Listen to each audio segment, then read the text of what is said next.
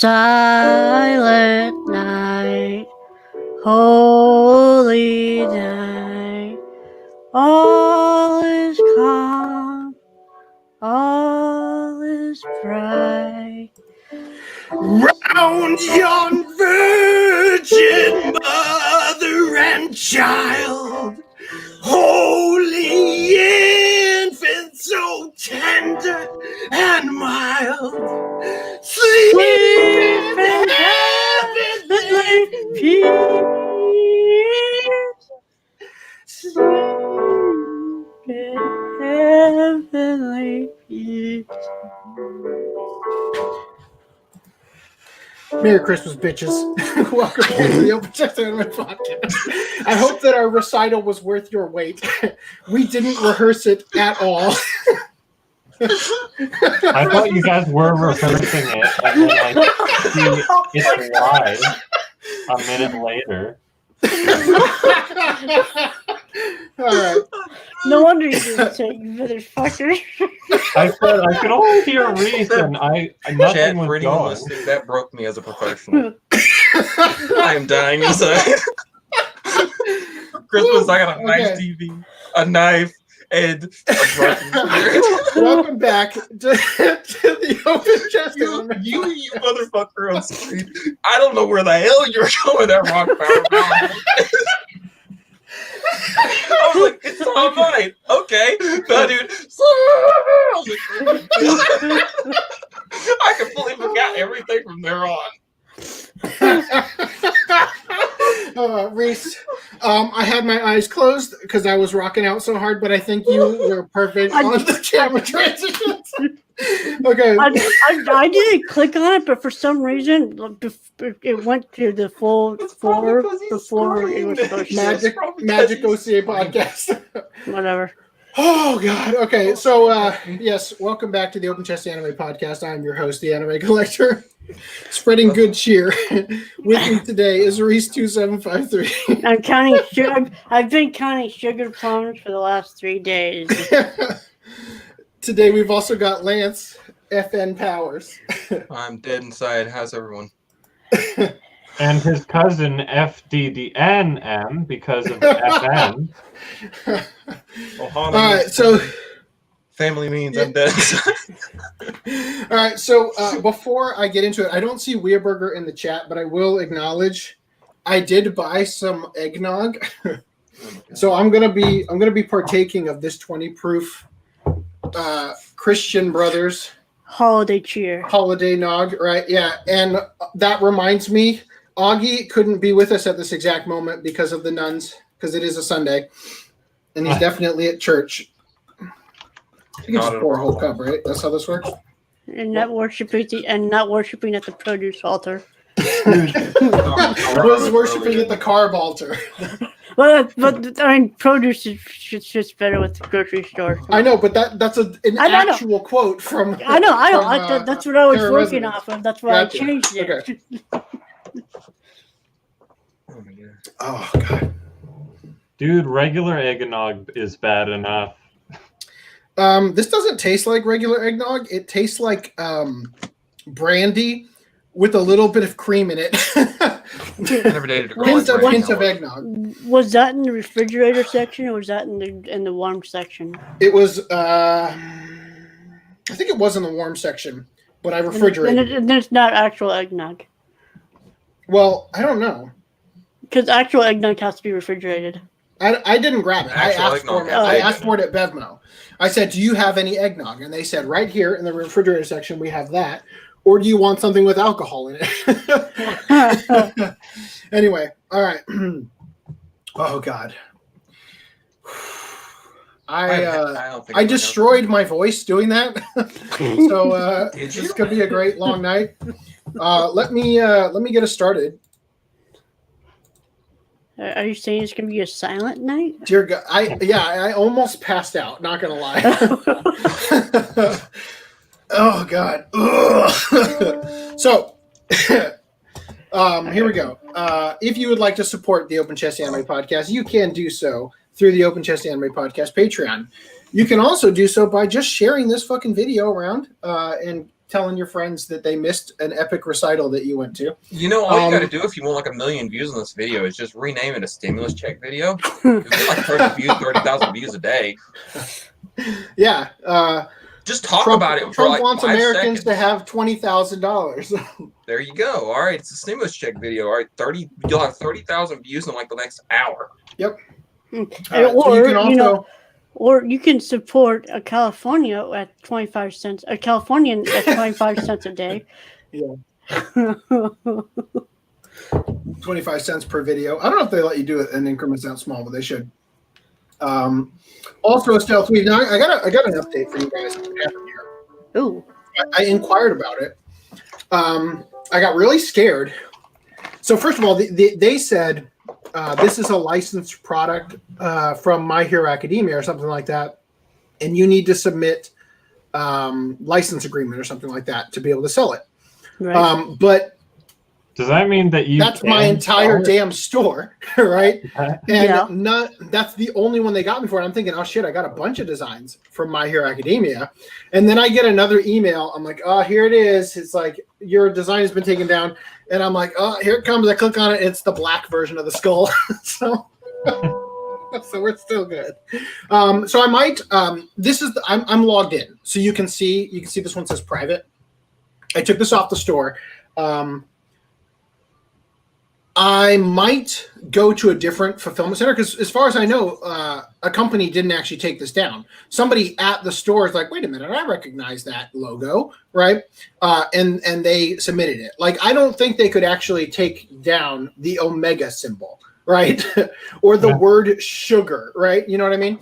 But this one, I guess they thought, whatever. I don't think there's any official product actually. Or fun Shit. Yeah. Anyway, but yeah, so the newest designs, we've got the Suikoden and Mob Psycho 100 Mr. Donut shirt, which, by the way, I thought Mr. Donut was an actual place. It is, apparently, as I watched the discotheque release of Mika Droid, like Robot Killer Under Nightclub Layla, or whatever the subtitle for that is. And sure enough, there's a Mr. Donut in the background, so might have to change that to Master Donut after all. Anyway, there you go. So those are ways you can support us. God, my head is splitting right now from that. Now I'm saddened. I'm glad we had brought this back, because last podcast I came like a half an hour late, so I missed your entire tangent or your entire my rant. 20-minute discussion about that. I was like, oh yeah, I wore that shirt specifically to say, hey, guess what shirt I'm wearing. Yeah. But I never had that opportunity. But now I'm not Man, if wearing only a you put shirt. characters on there I liked. Oh, damn. Yeah, I went to the storage unit today to get a shirt, and I went with this one. You were expecting a sweater, but it was me due. Anyway, all right. So yeah, back to this. So I saw this tweet from Ron Toye. Now he's talking to Jamie Markey. Who? Oh, I can follow her. No, I can't. I'm blocked, right? But she was saying she shared some article about why it's not like, as easy as you think to just ignore the trolls or something like that, right? And Ron Toye responds with, "Yup. In addition to all that, people need to remember that when you Google search someone, tweets pop up. So the harassment and incorrect information left unchecked can be perceived as truth. That's why I was told to speak up not too long ago. Here's one example of grace." So again, end quote at perceived as truth, and show this to the court. Your Honor, I rest my case. Right? Like, clearly he's talking about the exact thing that he did to Vic, right? Yeah. Anyway, sorry. Now in news here, we've got Japan finds the first case of new variant of coronavirus. Now I will just let you know before the fear porn sets in. There are something like 200 variants of the coronavirus. And I've been saying that for a long time. There is no data, more than one. No data at all that any of the variants are more deadly or spread more contagiously or anything than any of the other ones, right? I got to make a comment on that real quick. Go for it. I actually got a COVID test too. One came back inconclusive. The other was negative. But my doctor told me that, well, I've had multiples, but these were two of the ones I had within a short proximity. Mm-hmm. But the thing was that my doctor told me, he said these tests are not accurate and we can't trust them. Yeah, do you want to know why they're not accurate? Oh, Dan just jumped in. Hey, buddy. Dan, can you hear us? Yeah, I can. Can you hear me? All right. Yes, I hear you. How's it going? Like, I don't know how to break the ice. Like, oh, hello there. I'm back. You missed our recital at the beginning. Oh, well, it's probably a good thing. Yeah. Oh, you don't understand. Like, I need to go to bed. All right. So, I'm crushed right now. I forgot what we were talking about just now. It's okay. So did I. He brought the recital. Yeah, it was the PCR test. Yeah. So the PCR tests aren't accurate because they test for a reaction to a coronavirus, like your body having fought off a coronavirus. And do you know what a coronavirus is? A common cold. Yeah. So COVID, SARS-CoV-2, is something a little different, but the PCR tests aren't. They're shit. You know. Now, anyway, so Japan finds first case of new variant of coronavirus that came from England. Mute my mic, buddy, for right now. Okay. I need to fix things. Got it. He's muted. Okay. And then Japan is also halting all flights, like all what's the word they used? Inbound flight. Travel, I guess. Like nobody's coming in. They've halted all. I don't want to call it immigration, right? But they've sealed off their borders to every country from December 28th to the end of January. Okay. So keep the very real things that are happening right now in the real world in mind as you watch Vexil. Japan Airlines staff have been reassigned to work as shrine maidens during coronavirus travel downturn. Can you imagine, like, all the anime of, like, people, like, their boss getting them to do weird things? Seems more plausible now. So the new role shift focuses on the new role shifts focus from the literal skies to the figurative heavens. A lot of businesses are hurting these days, but the effects of the coronavirus pandemic have hit travel providers particularly hard. In addition to Japan being almost closed to international tourism, many residents are also choosing to cancel or postpone their domestic travel plans. That's left Japan Airlines with a surplus of staff members to handle drastically reduced workloads, leading the company to look for ways to temporarily reassign employees to other roles. As a result, soon a group of Japan Airlines employees from Fukuoka Airport will instead be showing up for work as Miko, Shinto shrine maidens. I like the idea. This is like this picture. I picture this kind of like, I don't know, like you worked at Blockbuster, right? Ah, well, shit. Netflix is putting us out of business. Well, damn. We also run a Shaolin monastery, you know, like, no, like just send them. Well, you know, everyone's got to have their fallback plan. I mean, that's at least job security. Yeah, but I just love this idea that it's like, of all the things to be doing, like something that seems like it should take a lot of training and lifelong dedication. It's like, oh yeah, we could train you over the weekend, you know? Yeah, this weekend seminar, you could take it online. I mean, you don't even have to come in.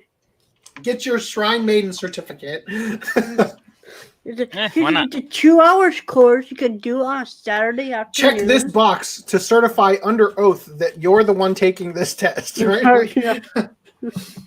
As shown in the video above, on Monday, a number of Japan Airline Fukuoka ground staff underwent training at Munakata Taisha Shrine, located in the town of Munakata, Fukuoka Prefecture. While working as a shrine maiden doesn't require the taking of long-term vows in the manner of a Christian nun, No, I gotta throw that in there.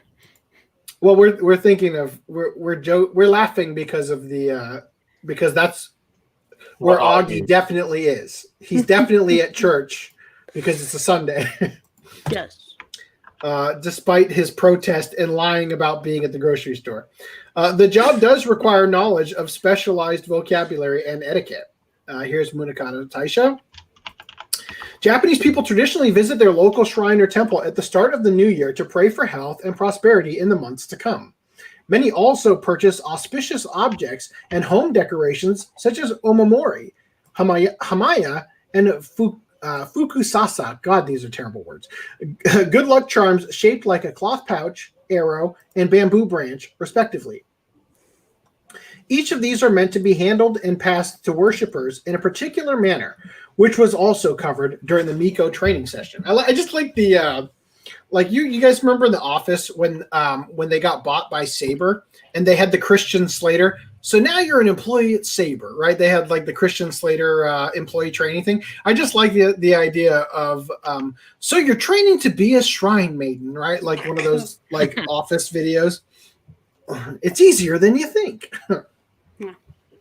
While it's unlikely the newly minted Miko expected to have this sort of work assignment when they started working for Japan's largest airline, there is some overlap in that both roles are focused on providing courteous hospitality, and both Japan Airlines and Munakata Taisha say they look forward to the potential synergy and opportunity to learn from one another.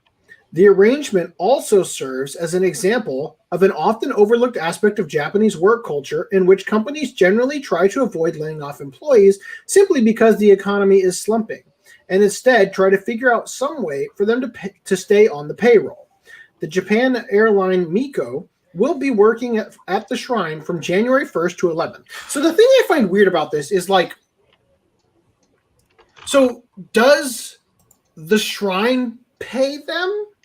Do they usually have like a now hiring Shinto Mikos signs go up? Like, how did they keep them on the payroll if they're not making money off of the air flights? You know what I mean? Like, Anyway, do you guys have any thoughts on this? It's kind of a bizarre donations, maybe. I'm sure. Well, you know, because the shrines get like donations, right? They get like thousands of people come, they drop the coins in, spread coronavirus among everybody, right? Well, I mean, they probably do it online now. But... You're not wearing pants. Name. Mommy's washing your pants. Will you tell me what happened to them? Yeah, they got chalk on them. Chalk? Yes. Yeah. I know. I'm so sorry.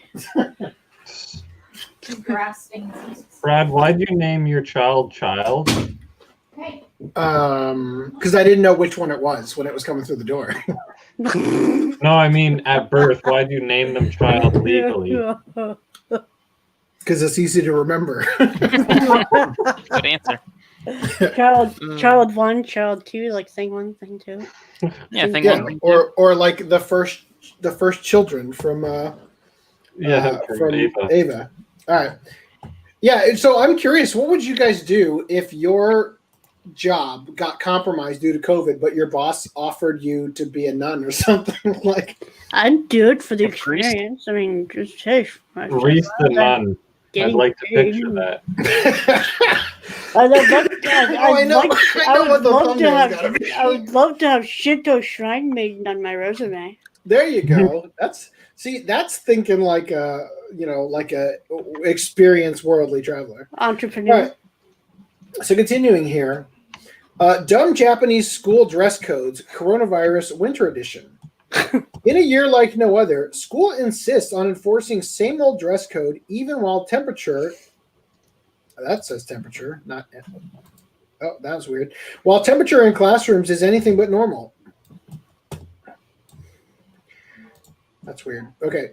As part of the school's coronavirus precautions, classroom windows are being left open during lessons in order to keep them ventilated and lower the chance of infection.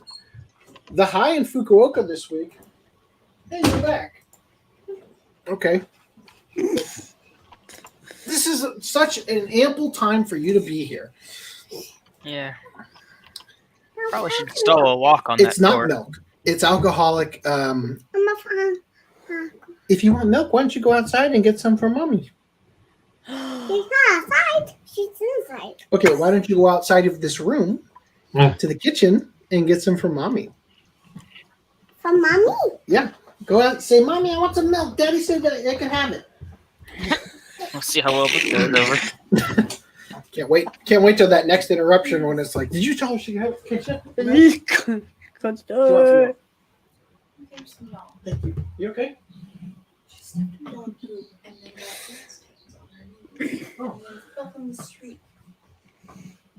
Okay. I'm a little overwhelmed. I'm sorry about that. And then we had 2 Nerf guns on the roof, so I had to get. Oh, great. Things are proceeding as planned for this podcast. We aren't behind schedule at all, in dire need of speeding through this. So, as part of the school's coronavirus precautions, classroom windows are being left open, right? But the high in Fukuoka this week was only about 13 degrees Celsius or 55 degrees Fahrenheit, with the low at around 5 degrees Celsius. And things are only going to get colder when spring comes, or until spring comes, rather. The open window policy means students are basically spending the day in outdoor level coldness, but while still being required to wear their school uniforms. So can they at least bundle up during class? Nope. The school's dress code allows for only the addition of a specific sweater or cardigan designated by the school as part of the uniform. Want to wear a heavier sweatshirt or maybe a high-necked undershirt to keep the draft off your neck? Sorry, not allowed. Oh, and if you walk to school wearing gloves or a scarf, you're required to take them off in the school's entryway.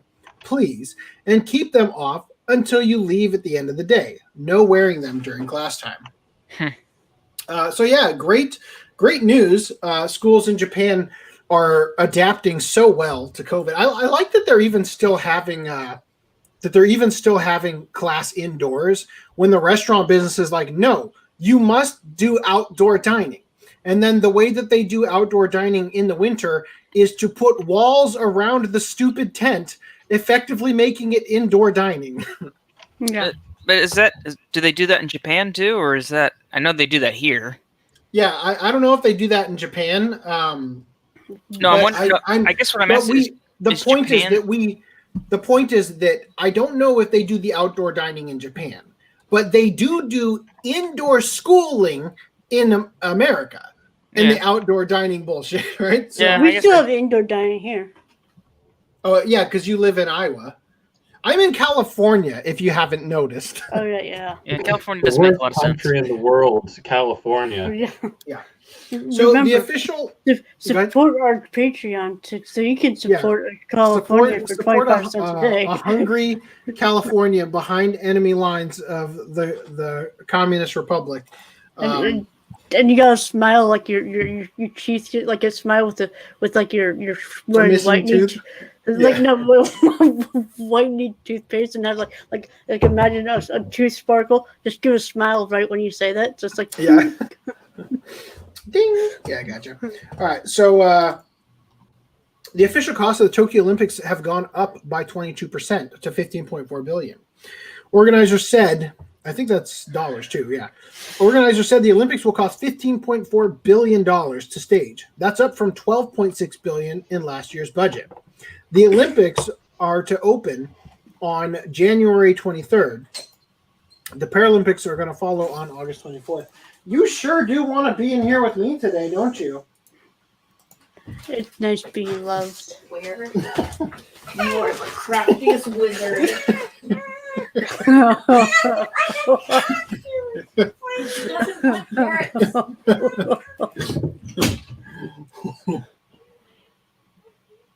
Take another drink, JC.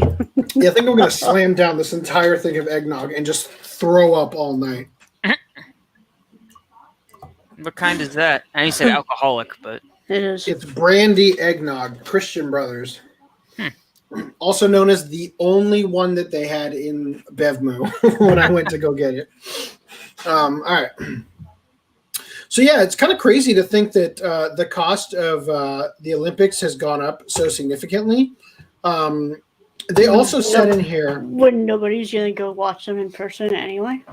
Well, audits by the Japanese government over the last few years show that the costs are higher than officially stated and are at least $25 billion. Are they even worth having at that point? Yeah. Anyway, continuing. The manga author who groped girls' breasts on Tokyo Street won't have to spend any time in jail. Now, okay. I'm sharing with you guys the Sora News 24 article because they give us some details on a different manga creator that we didn't previously know, or at least I didn't know. So the trial ends with a suspended sentence for the act age author. They say creator. I think it's just the author. I don't know. I guess. Maybe it's interchangeable in that case. But so again, no jail time. It's a suspended sentence. That literally means don't get in trouble or else we're going to throw you in jail, right? So it's basically probation, but without any jail time to begin with. All right, Otaku, take it easy. I don't even know how to answer your question on what eggnog is because I don't really know. So the trial ends with the suspended sentence for act age creator. In August, manga author Tatsuya Matsumoto, also known by his pen name Tatsuya Matsuki, creator of Act Age, was arrested for groping the chest of a 14-year-old girl in Tokyo as he rode past her on his bicycle on a June evening. The police identified Matsumoto through security camera footage, and the 29-year-old admitted that, quote, there's no mistake regarding the accusations. With any debate over Matsumoto's guilt so swiftly settled, the issue became what his punishment would be. With the memory of Rurouni Kenji creator Nobuhiro Watsuki only needing to pay a fine after his arrest for possession of some 100 discs of child pornography, not everyone was counting on the Japanese justice system to come down particularly hard on Matsumoto. And while his sentence is arguably more severe, it doesn't include any mandatory jail time. Yeah. They must have a different view of that kind of thing over there. Either that or this is an Epstein scenario. Like, you know what I mean? Like, well, you know, yeah, he's a creep, but he'll expose the rest of us who are also creeps. So Matsumoto's trial came to a close in Tokyo District Court on Wednesday, with proceeding judge Tota Akamatsu handing down the 18-month prison sentence the prosecution had been seeking. However, the sentence will be suspended for 3 years, meaning that Matsumoto won't have to spend a single night in jail as long as he stays on the right side of the law for the next 3 years, at which point his debt to society will be considered repaid. Okay, I'll just think about this for a second. All right, so you murdered that girl. That's life imprisonment. But if you don't kill anyone for another 5 years, we'll let you off the hook, right? Yeah. Like seriously, it's already a crime. You're already expected to not commit crimes, right? Like, yeah. What the fuck? You know, you could not spend time in jail and not do crimes, or you can spend time in jail and be guaranteed to not do crimes. Right. You know, like seriously. So it says it's unclear how much time Matsumoto has spent in police custody since his arrest on August 8th. But even if he's been in lockup the entire time, that would still amount to only 4.5 months for groping a minor, plus the promise to not break the law anymore for at least the next 3 years, which really isn't much of a punishment when you consider that everyone is already required to follow the law on a permanent basis, right? Is there any stipulation of what happens if he does not comply with that? Yeah, he goes to prison for 1.5 years. So it's like, even if he gets caught for something, he gets like a half sentence anyway. Okay, so the 3 years suspended sentence is 3 years basically of probation. So they're saying if tomorrow you fuck up and we catch you, you're going to jail for 1.5 years. Next week, if you fuck up, you're going to jail for 1.5 years. If it's 2 years and 364 days, but you fuck up on that day, then you go to jail for 1.5 years. Right? On top of whatever he fucked up and yeah, again. Theoretically, assuming it had jail time You know, if they catch him littering or something, like if you're a real prick cop, you just tail this guy until he litters or something. Like he runs a red light by accident or something. Well, I don't think he has a car, but yes, I think Japan. He's on a bike groping girls for a reason because he's on a bike, right? Okay. So anyway, so during the sentencing, Akamatsu described the crime. This is the judge. Described the crime as, quote, indecent and malicious in nature, and chastised Matsumoto for, quote, using the innocent victim as an outlet for the stress you were feeling, referencing Matsumoto's explanation that he had been, quote, feeling worried and uneasy about many things, but didn't express that to anyone at the time of the incident. Still, odds are the girl and her family would have preferred a stricter sentence to stern words. So I've got the Sankaku complex version of this. I just want to share. There's a little bit more to the quote of what the judge said. So the judge said the crime was shameful and malicious. The impact of the crime is severe, with the blameless victim, who was out at 8:00 p.m. by herself, who was used as an outlet for the defendant's stress, is now feeling the psychological shock and anxiety caused by the event and the fact that the defendant is well known. The judge told Matsuki to, quote, share your worries with your family and make sure this doesn't happen again. I like how they're taking it as his excuse as valid. It's like, well, I didn't want to fondle her tits, but I was stressed out. It's like, well, you better share that stress with people now so you don't do this again. It's like, yes, I'm gonna tell my family and friends. It's like, damn, I'm horny right now. Like, oh, go get my bike. It was like, no. Yeah, he's got like an AA sponsor now.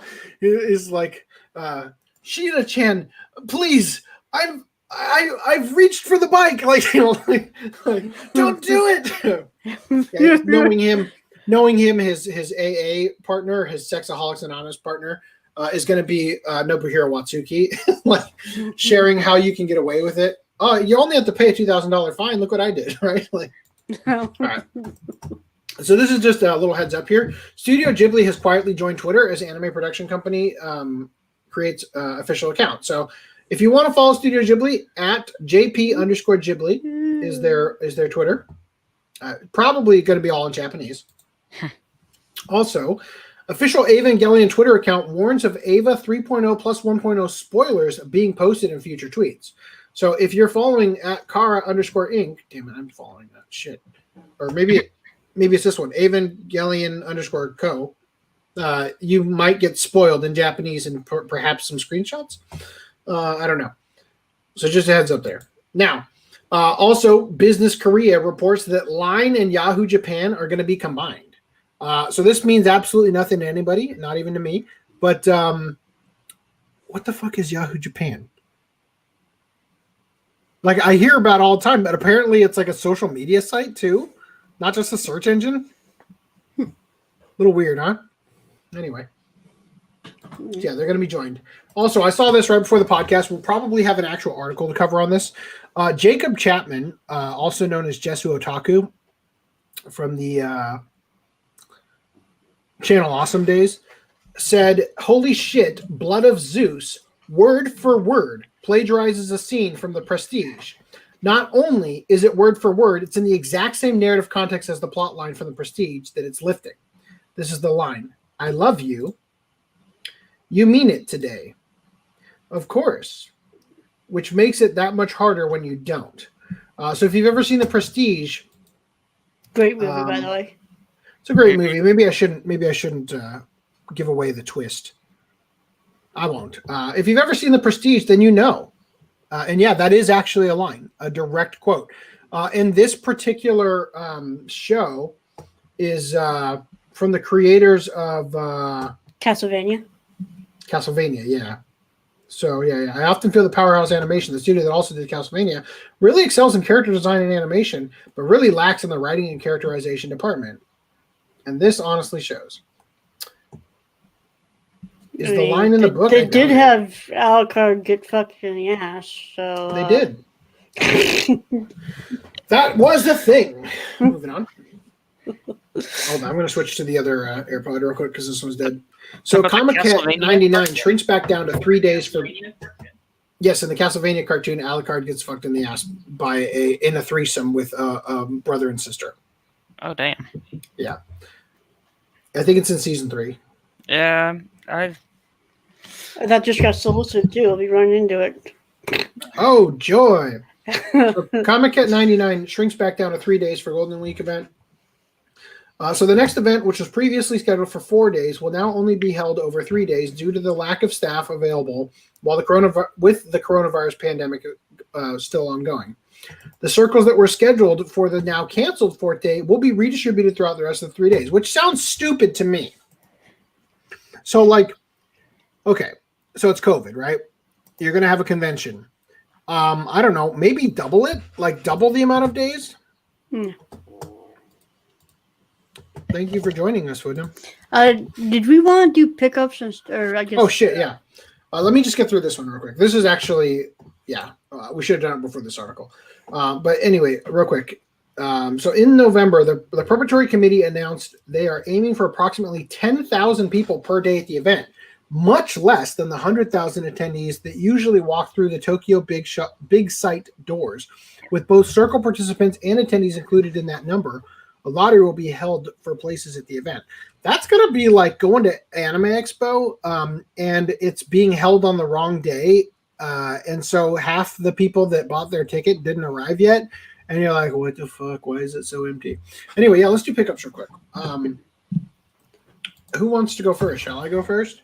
I don't have any pickups that are recent, but I did finally open that package from Sentai because I was going to send it back, but then didn't because they fucked me over so bad. And apparently I'm just a little bitch who's going to take it and not send it back. But Space Brothers number 0. Mr. Tonagawa, the thing they fucked me on. And then, hold on, how's this work? Okay, it goes like this. All right, Renee, Collection 1. Renee, Collection 2. Renee, Season 2. Renee, 1. Season 3. Oh yeah. There you go. All right, there you go. That's me. Your turn, Reese. All right. I have. Where's it? Brand. There we go. There it is. I've got Lodo Malloy the Second Case File, Rail Zeppelin Grace Note, complete Blu-ray, and then Lupin the Third Tokyo Crisis on Blu-ray, and then Baccano Novel 15, Attack on Titan 32, and Saga Tanya the Evil Novel 8. And that's it. Okay. Lance, Dan, FDM, you guys want to share anything, or are you? I'm still waiting for my Violet Evergarden. I'm probably waiting for that one for a while. Yeah, I bet you they'll make more, honestly. What'd you order it from? Walmart. Was it Walmart? Walmart? Yeah, they'll probably get it. I don't see Funimation being dumb enough to think, oh, yeah, we shouldn't make twice as much money off of this, unless there's a contract that says, no, you can only make 12, which is what it feels like the amount they made. And I'm going to assume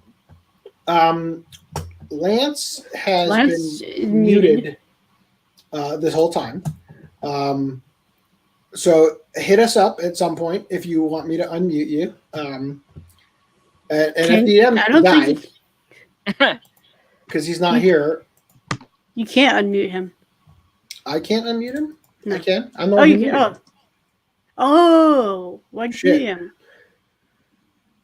Okay, well, you're unmuted. I'm here. Okay. Sorry if you've been muted this whole time. That's okay. I wanted you to. You turned it on the perfect time. Oh, perfect. Right on. I just got through responding to Otakuso's what is eggnog. Okay. In the funniest way I possibly could have. Well, look forward to that. All right. As far as pickups go, I pre-ordered Konosuba. I don't know if that includes Season 2 pickups. I picked up 2 volumes of Akame ga Kill, the manga. I'm trying to complete that series. And I'm currently ordering some stuff from FD&M's store. He's the personally got going. As soon as you said him, he dropped out. Yeah. He was like, nope. He's like, oh shit, I have to get on that. All right. Anyway, so moving on. I want to power through a couple of these real quick. City Hunter gets the Takarazuka musical treatment this summer. So the Takarazuka treatment is an all-female group called Takarazuka Review. They've announced that they'll be putting on their own version of the classic action series titled City Hunter the Musical Stolen XYZ. Anyway, so there you go. Are they the ones that did the Lupin musical? That was also all female? Probably. Moving on. So Toonami to premiere Attack on Titan Season 4 on January 9th. And in this same vein, Attack on Titan Season Visual updated to spotlight a series VIP. Okay. So, who is very important to the series that's not currently on here? Hobo! So you said that's Aaron, right? Yeah, that's Aaron. Yeah, scroll down. Minor spoilers. Okay. I don't want to know the spoilers. Oh, I guess he's going to lose his leg. You've ruined it. So just by knowing that he's going to lose his leg, I now also have like other things spoiled. He doesn't actually lose his leg. They got that regenerative ability. Yeah, he doesn't lose it. That's what I'm saying. He doesn't activate it. Get your facts. Yeah, that's what I'm saying. There's going to be some reason why he either can't or doesn't. Negasonic gets really hungry in the middle. Never mind. Okay. Netflix brings the holiday cheer, announces Agretsuko Season 4. So this is pretty outstanding that anime is continuing to get more and more seasons, whereas other stuff is getting canceled. Perhaps they're doing Season 4 of this only because they're like, well, we can't do The Witcher Season 2 because of COVID. Who knows? Also, Agretsuko still hasn't gotten a physical release yet either. Not yet. Read Attack on Titan and more with Crunchyroll's HTML5 manga reader. The Crunchyroll manga reader just received a major update, moving from Flash to HTML5. The updated version of the reader is available to all Crunchyroll premium users, so you can enjoy hit series like Hajime Izayama's Attack on Titan manga and more with a new reading experience. Why is this thing a thing? Because Adobe Flash is being discontinued at the end of the year. Well, but here's the thing. So HTML5 is the thing that they wanted to have their video player in, and they hadn't, right? So thank you for joining us, FTM. So HTML5 is the thing they're going to have their is going to have their video player in, right? That everybody was saying, I just get the Chrome extension or whatever that switches it over. Mm-hmm. But the thing is that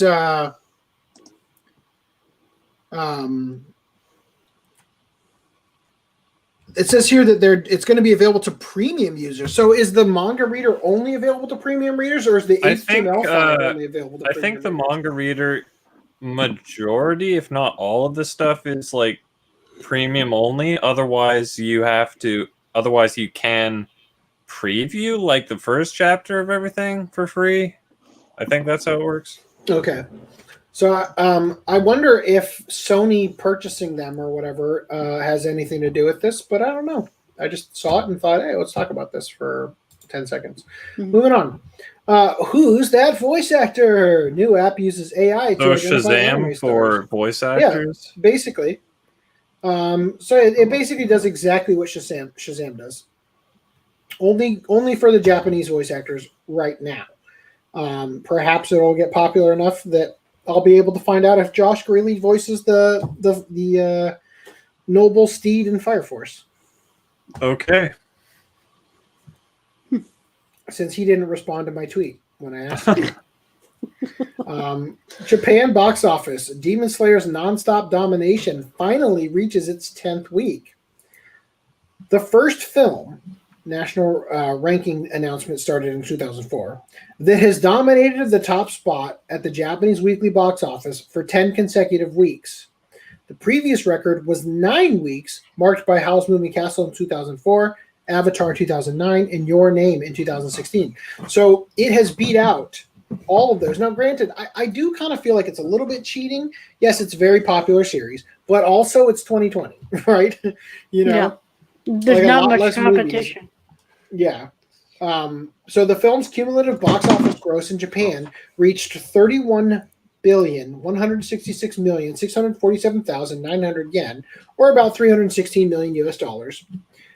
In the all-time box office ranking, Spirited Away has still stayed at the #1 spot thanks to only thanks to this additional 380 million yen from the year's revival screening, which brought its total to 31.68 billion yen instead of 31.16 billion for the other Mugen Train. Anyway, it looks like we'll have a new box office king of all time next week for sure. So let's see if that happens. Also, Demon Slayer Mugen Train now only needs 520 million yen to become #1 and overtake Spirited Away, right? So if the box office takings of Spirited Away weren't updated last week, Mugen Train would have been the first film to reach 31 billion yen at the Japanese box office, but does hold the record for doing so in 66 days rather than near 20 years for Spirited Away. Worldwide, Demon Slayer Mugen Train has cleanly surpassed Sonic the Hedgehog's worldwide gross to become the 5th highest grossing film of the year, now setting its sight on Tenet. Yes. So here's the thing I'll say about this. That's Reese's super fast clapping that sounds like masturbating. Or is it the inverse? Yes. So it's Lena inverse. I will say this. Gotcha. Demon Slayer is probably going to beat Spirited Away, but the very next time Spirited Away is in theaters again, it's going to overtake it again. And I don't think that Demon Slayer's movie 5-10 years from now, going back into theaters, is going to have as much momentum as Spirited Away's longevity does. What do you think? No. So, well, I think since they keep putting Spirited Away in theaters, apparently, it's never going to go down. But this is only in theaters in Japan, not worldwide. And whatever we get for the Studio Ghibli G Kids Fest or whatever they're doing over here, that they keep putting Miyazaki movies back in theaters, like 6 movies a year or whatever it is that they have been doing for the last couple of years. Those won't count. Those don't count. This is specifically when they open the film again in Japan for Spirited Away. So I'm saying that 5 years from now, if they opened both movies again, I think that Demon Slayer will lose to Spirited Away. Nah. I think it's still at #1. It has not even gone down to #2 yet. Yes, but I think that it's popular in 2020. I think that Spirited Away only needs to go back into circulation again. I don't think that the Demon Slayer one is going to continue to have people come see it again 20 years later. I know. I understand that, but I'm saying that it's not done making money right now in its first run. It's going to continue making money until it gets its Blu-ray. Yeah. No, and the money that it makes from now until then will be exponentially higher than a 2-week limited engagement of Spirited Away in 5 years. Right. Sure. Yeah. So what I'm saying though is that yes, you're probably right. It's probably going to far surpass Spirited Away, right? But what I'm saying is that in 5 years' time, if they bring Spirited Away back to theaters in 5 years, and then again in another 5 years, that it will be able to overtake. I think it's going to retake the #1 spot 20 years down the line. And I don't think that no matter how much they put Demon Slayer back into theaters, I don't think it's going to continue to overtake Spirited Away. I don't think it's going to keep happening. I think Spirited Away is a marathon versus a sprint. You get what I mean? I think that yes, I'm totally happy for Demon Slayer to be setting these records and stuff. I think it's fucking insane, and I'm totally happy for the creators and everything. I think it's a phenomenon that's something to behold, and I can't wait to watch the movie. But I'm just saying that I think that longevity-wise, rewatchability, all that stuff, I think that Spirited Away is going to probably maintain the king spot going forward. Although I will say that I don't think it's a good idea to update the box office records every time you put the stupid movie back in things, because fucking James Cameron keeps putting Titanic back in the movie theaters. Oh, now it's in stereoscopic 3D. Oh, now it's, now it's in 4DX. The theater was exactly. The theater starts flooding into halfway point. Now there's no one in the now audience. You can smell the sex in the car. Anyway, Fate Collide Liner Prisma Ilya feature film gets its title, Licked, a nameless girl. But Licked is a nameless girl, so her name's Licked. Is her name Licked? Or is this a... Maybe Planet, a girl wishes for light. Is that an oxymoron?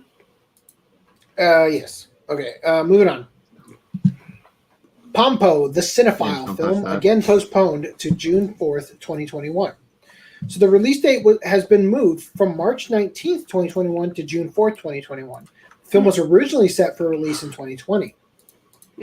The story centers on a shrewd producer, Joel Davidovich Pomponet, or Pomposan, at the movie capital, Neollywood, right? Despite her ability to see through the cast and staff's potential and to make them use their talent fully, she has been making only B-class action or erotic films. One day, Pompo's movie worm assistant, Gene Feeney, who has been wondering about her choices of film genres, is given a new script written by her and is ordered to direct a film based on it. Will Gene be able to realize the masterpiece that she writes? So yeah, it seems funny. I'll watch it. Yeah, I'll watch it. Miss Kobayashi's Dragon Maid S delivers 4 character trailers as early Christmas gifts. While there's no new footage in any of the trailers, each character trailer reintroduces us to the girls we know, so we're all caught up for Miss Kobayashi's Dragon Maid Season 2 sometime in 2021. All right, so that's coming out. Stepsisters fall in love with fishing in slow loop TV anime. So these stepgirls fall in love with fly fishing. Presumably not each other. Smell of fish abound. The honor student at Magic High, Mahoka, spin-off manga, gets a TV anime in 2021. Animation studio Tonko House announces new series and fan community. So Robert Kondo and Dice Sumisumi are about to open up to fans about Tonko House, the animation studio they founded between them. Now, Kondo and Sumisumi, or Susumi, that's what I meant to say, are both formerly of Pixar. So anyway, if you guys are interested in this, you can check it out. I thought it was interesting, but I'm just sharing it with you. Continuing, Tokyo Babylon 2021 TV anime is being delayed due to character design plagiarism. What? After an internal investigation, the series was delayed from April 2021. Isn't that a good thing because everyone was complaining about the character designs or something? Were they complaining? Or wait, no, maybe it was just the studio. I pointed out the difference. I just want to show you this character from 1999, and here he is now, right? Or whatever. So anyway, the production committee behind Tokyo Babylon 2021 TV anime announced today that the series will be delayed from its scheduled April 2021 start to an undetermined time. When the first trailer and character information for the upcoming new adaptation of Clamp's Tokyo Babylon classic manga series was released last month, the production committee was alerted to the character design costumes being copied from material that is under copyright. After an internal investigation, the production committee decided to delay the start of the series to fix the underlying issues. Just watch. They say, "Oh no, we found out that Tokyo Babylon was a manga by Clamp. We thought this was an original, brand new IP." So they're going to fix the underlying issues and have, quote, set up a compliance team within the committee to ensure strict compliance with the law. The previous trailers and materials have been removed from the websites and affiliated social media accounts.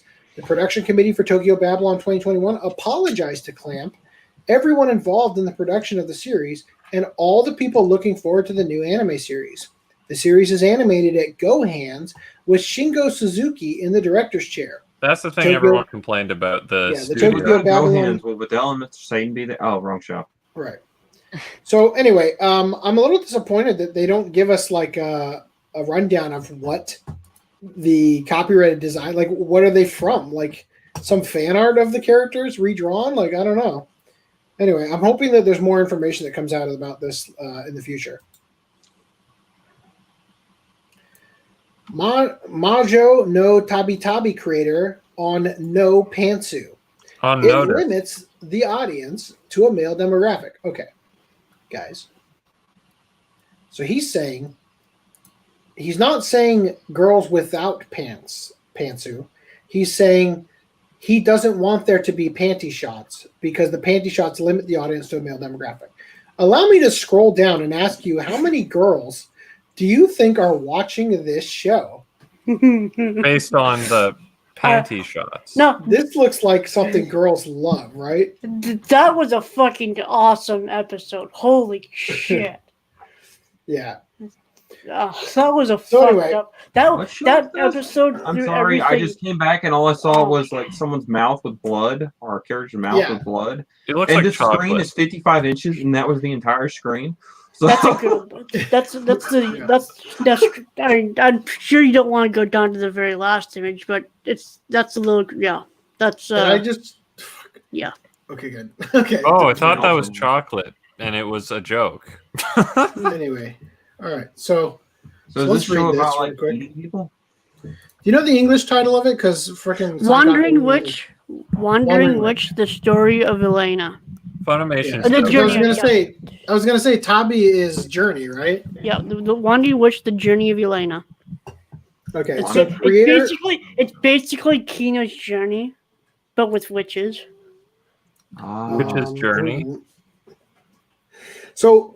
I'm guessing that this flash here is like the breath fogging up the. Yeah. You said Funimation is currently dubbing it? Yes. Okay, so the creator Jogi Shiraishi elaborated on his plea for the anime. His plea for the anime to not show any panties in an interview, exposing that the individual believes that glimpses of panties cater specifically to a male audience. And they want to cater to lesbians. Okay, and so not having forced Yuri storylines. Not have what? Yuri, like a Yuri bait. So I'll say this. There was a study that was done that determined that there's no such thing as a straight woman. I think I've heard of that. Yeah. They found so what they did was they got men and women in a room together and they measured their heart rate and everything. Not together. They got them separated, right? Measured their heart rate with different stimuli. Right, gotcha. They gave them different stimulation, right? Like through like visual stimulation, and they would show them gay porn or whatever, and they found that women are either bi or gay, never straight, right? So as far as I'm concerned, this completely refutes the claim here, right? So Shiraishi noted that the only major request he made of the studio in charge of the anime adaptation was to please not show any underwear. Well, my friend, they have taken it upon them. They have taken it upon them, just as the having to pixelate genitals and get real creative with their eroticism in Japan. Yeah, they've taken your challenge to heart, from what I see here. So he doesn't want them to show any underwear. It's like how do we make him horny in any other way? Is he wanting to like just round table discussion now? Yeah, I'm still I'm still having like this. My soul is still slowly coming back from Brad's power metal moment. I'm still a little dead inside from that. I'm clipping that, by the way. As far as I'm concerned, it came out perfectly. It came out of you, and that's what made it special. AC, you are perfect in every way. Smile. That's a podcast. I'll pour you another one. I just like to point out how much of this I've had so far. Why don't you just drink from the bottle? Yeah, that's what I'm going to do after this. After I empty this cup. Your wife's going to hate you tonight. Oh, there's hair in it. Well, is it one of your hairs or one of your daughter's no, hairs? No, it's like fuzz or something, not like real hair, like lint or something. It's licked. I don't know anymore. It probably would have been easier for me to just swallow it. Like, not be a baby about it. Okay, so anyway. Damn it. Okay. Drunk mouse. All right. So his plea was to not show any underwear. And here's his statement here.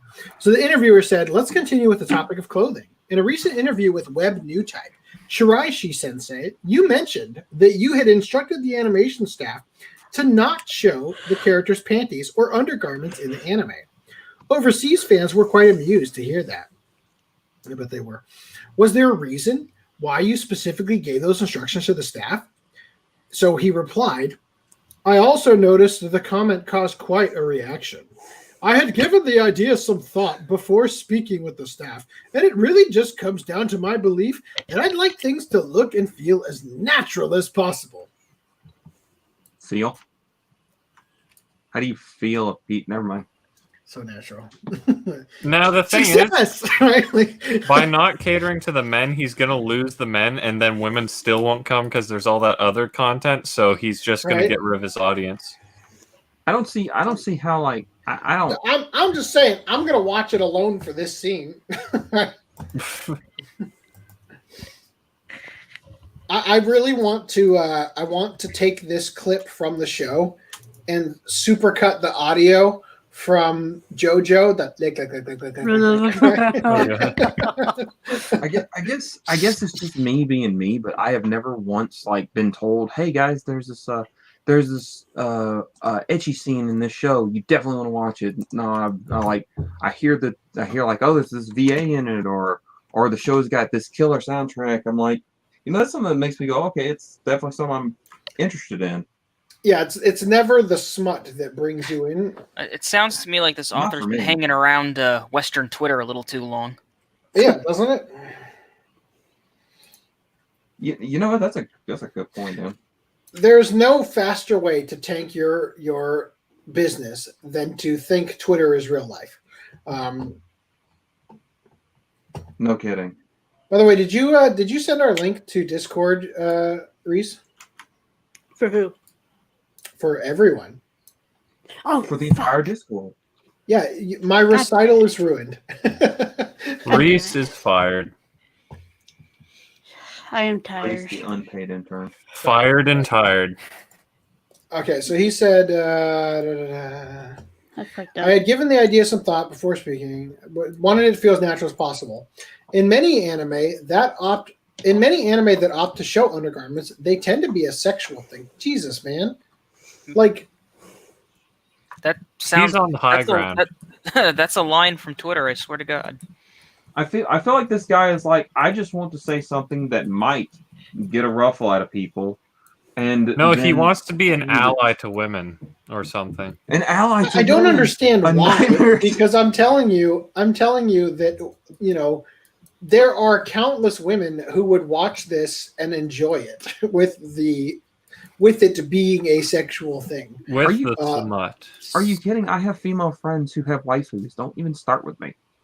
Yeah, right? because That's they're what I'm not saying. straight because they can't be straight, apparently. It's because anime characters aren't real. So whether you like a dude one or a female one, it really doesn't matter. Doesn't even matter. Sexual. It doesn't even matter. There are don't get me wrong, guys. Escanor's the man. Anyway, moving on. So like panty flashes and such, it seems like there are a lot of series that do that. But I feel that if you make the decision to include things like that, there I am slurring my speech, you inevitably end up limiting your audience, often to a subset of the male demographic. Mm-hmm. Okay, so my question is this. Is Dragon Ball But they Z will love specifically you for female? so Because all the much. times like the guys are like super buff and like very, very ripped. You know, all those nice shots of Vegeta's ass. Is that all tailored to women? Yes. Nice shots of, are you thinking of Hunter x Hunter? Vegeta? Yes. Is he in You Hunter said x Hunter? nice, you said nice shots of Vegeta's ass. To which every shot I recall of Vegeta's ass has the disgusting charcoal burn tail stub, right? Oh, I was talking about in the tights, but you do you. Oh yeah. There you go.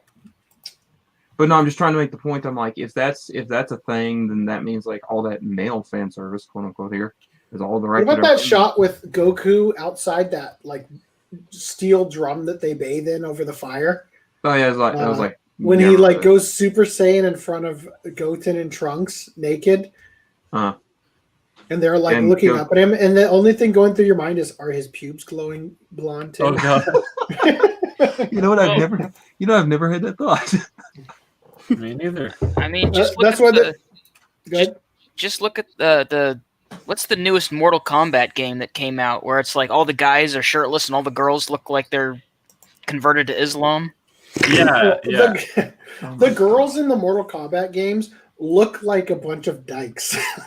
Well, they didn't originally. Like, look at Mortal Kombat 9. That was like the pinnacle of the franchise. I will just say, and then 10 I and chose 11 not to cover the arguments about how they've made them ugly in the newer ones because the pictures of the older ones were also hideous to me.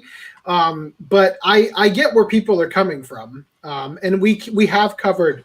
That's like this same reason. I mean, is why we covered Fatal Fury. Reese, let them talk. I've got to take the seriousness of we have a leaks.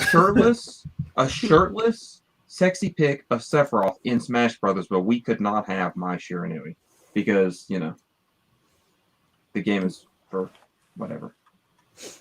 And you can bring that up, and they just kind of like, oh well, stop being sexist. It's like what?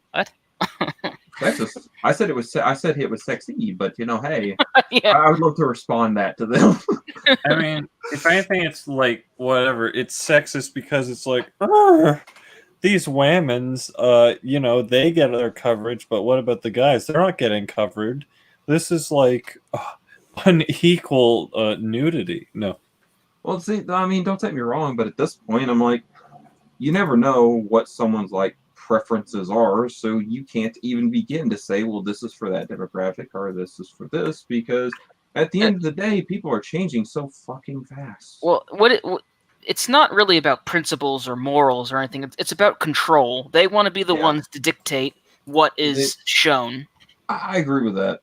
I agree the hell out of that. What it really all boils down to in that thought process, and I actually had somewhat of this conversation with a buddy of mine, is that what it boils down to in the end of the day is like whose wallet is funding this.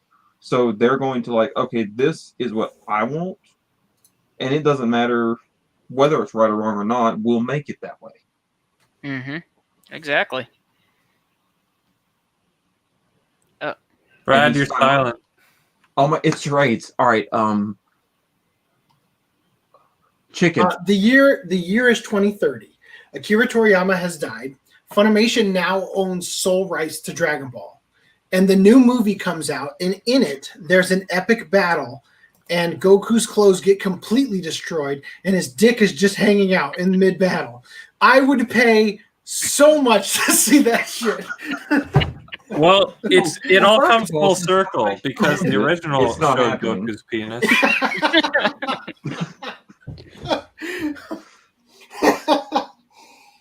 And second of all, oh my god.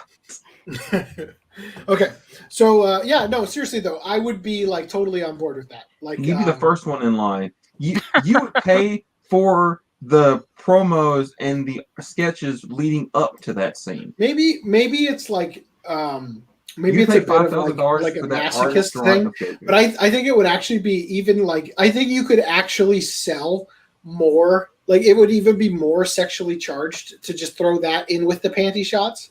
You know, like the freaking bulging goddamn interspecies reviewers, right?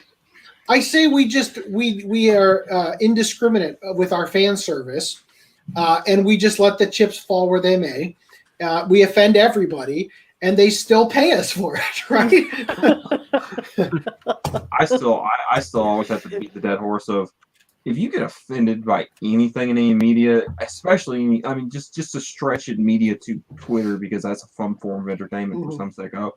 I'm like, you really need some help, because if you're taking any of this seriously, you might want to talk to your therapist for a little bit. Hey man, you can't have a therapist without the rapist. So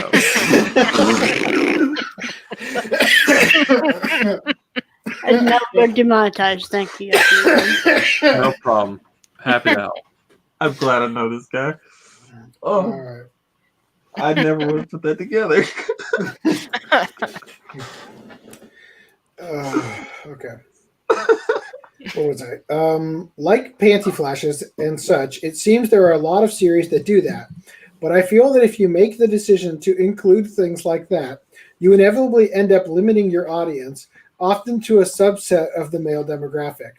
With more popular, mainstream works that are viewed by all kinds of people, regardless of age or gender demographics, it's just natural not to show off panties and such. Personally, Okay, first of all, if they go back to the 7 Deadly Sins and they put that shirt on Escanor after he transforms, I'm going to sue somebody. With more popular, mainstream works that are viewed by all kinds of people, regardless of age or gender demographics, Guy, do you know what you're making? Now Breath of the Wild is just... You know what? When you open up Breath of the Wild, the first scene pretty much is Link laying there in his underwear. Oh my god, demonetized. By the way, I actually don't they make Link dress up as a woman in Breath of the Wild to sneak into the Gerudo place? I think I don't know. I haven't played the game. I've only seen that first opening scene. So I kind of disagree with saying, what did he say? It's only natural to not show panty shots. Mm-hmm. Japan wears skirts like in every anime. So when you have a slightly downward angle, if you don't show it, it's unnatural. Because I remember apparently Inuyasha's guidelines was her skirt never, you never see panties or whatever. And it's like, so you're going to have that, what is it called? The gravity defying skirt moment in like every... Or the flash of light. Anyway. It's like, dude, make your characters wear pants. No, look, I get it. And then I'll care. I do get it, because it's like, think of Clannad versus... actually, I think there's panty shots in Clannad, come to think of it. Think of like K-On! Or Tamako Love Story or Tamako Market. Compare that to, you know, some smutty like High School DxD or something. I get it. Like, there's a place for it. But I feel like him telling them, now don't do this, has resulted in these shots. Like, I haven't read the source material that this is from, but I mean, like, clearly this is you tell people not to do something, they're generally going to do it with more vigor. Does anyone know what I just love how they animated the tongue. It's got like the most ridiculous up, down, middle, up, down, down. It's like just playing the cheat code. The cheat code. Yeah. Oh, it's like a stick on a tongue. All right, so personally from the beginning, I'd always aimed Wandering Witch at a very broad audience as opposed to focusing on a certain group of viewers. You failed. Omake from the Family Friendly. Yeah, so here's an omake. So omake for them is just like, oh, it's an animated GIF. From the family-friendly Wandering Witch that totally doesn't clash with the creator's remarks, right? So all those things that I showed. Anyway, moving on. Unless you guys have something else you want to say. I mean, don't take me wrong. It's like there's like several clips on YouTube that are like only for kids. But for the love of God, man, like, do you want a fucking hot dog? Okay. I tried to share that and YouTube blocks me every time.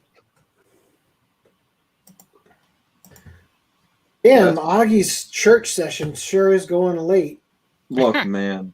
When those nuns get you pinned to an altar and you get a serious erection because one of them forgot to wear a bra, you got to sit there for a little bit.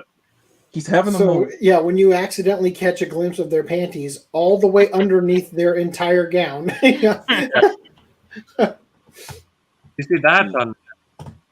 Look, checking man. to see if we're demonetized. Catholic services can be limited. They can get we're real. demonetized. It's because I said fuck right at the beginning of the podcast. Yeah, because that's the part they watched. Carol. No, that is how it works. You can drop the F-bomb. It just can't be in the first 10 minutes. Yeah, because that's all they can bother to actually check. Also, apparently we have we're 10 subscribers away from 1776. So if you're watching this and you haven't subscribed, get 10 people to subscribe. Or if you have like 30 accounts. We can't have any more subscribers at all. I mean, we can.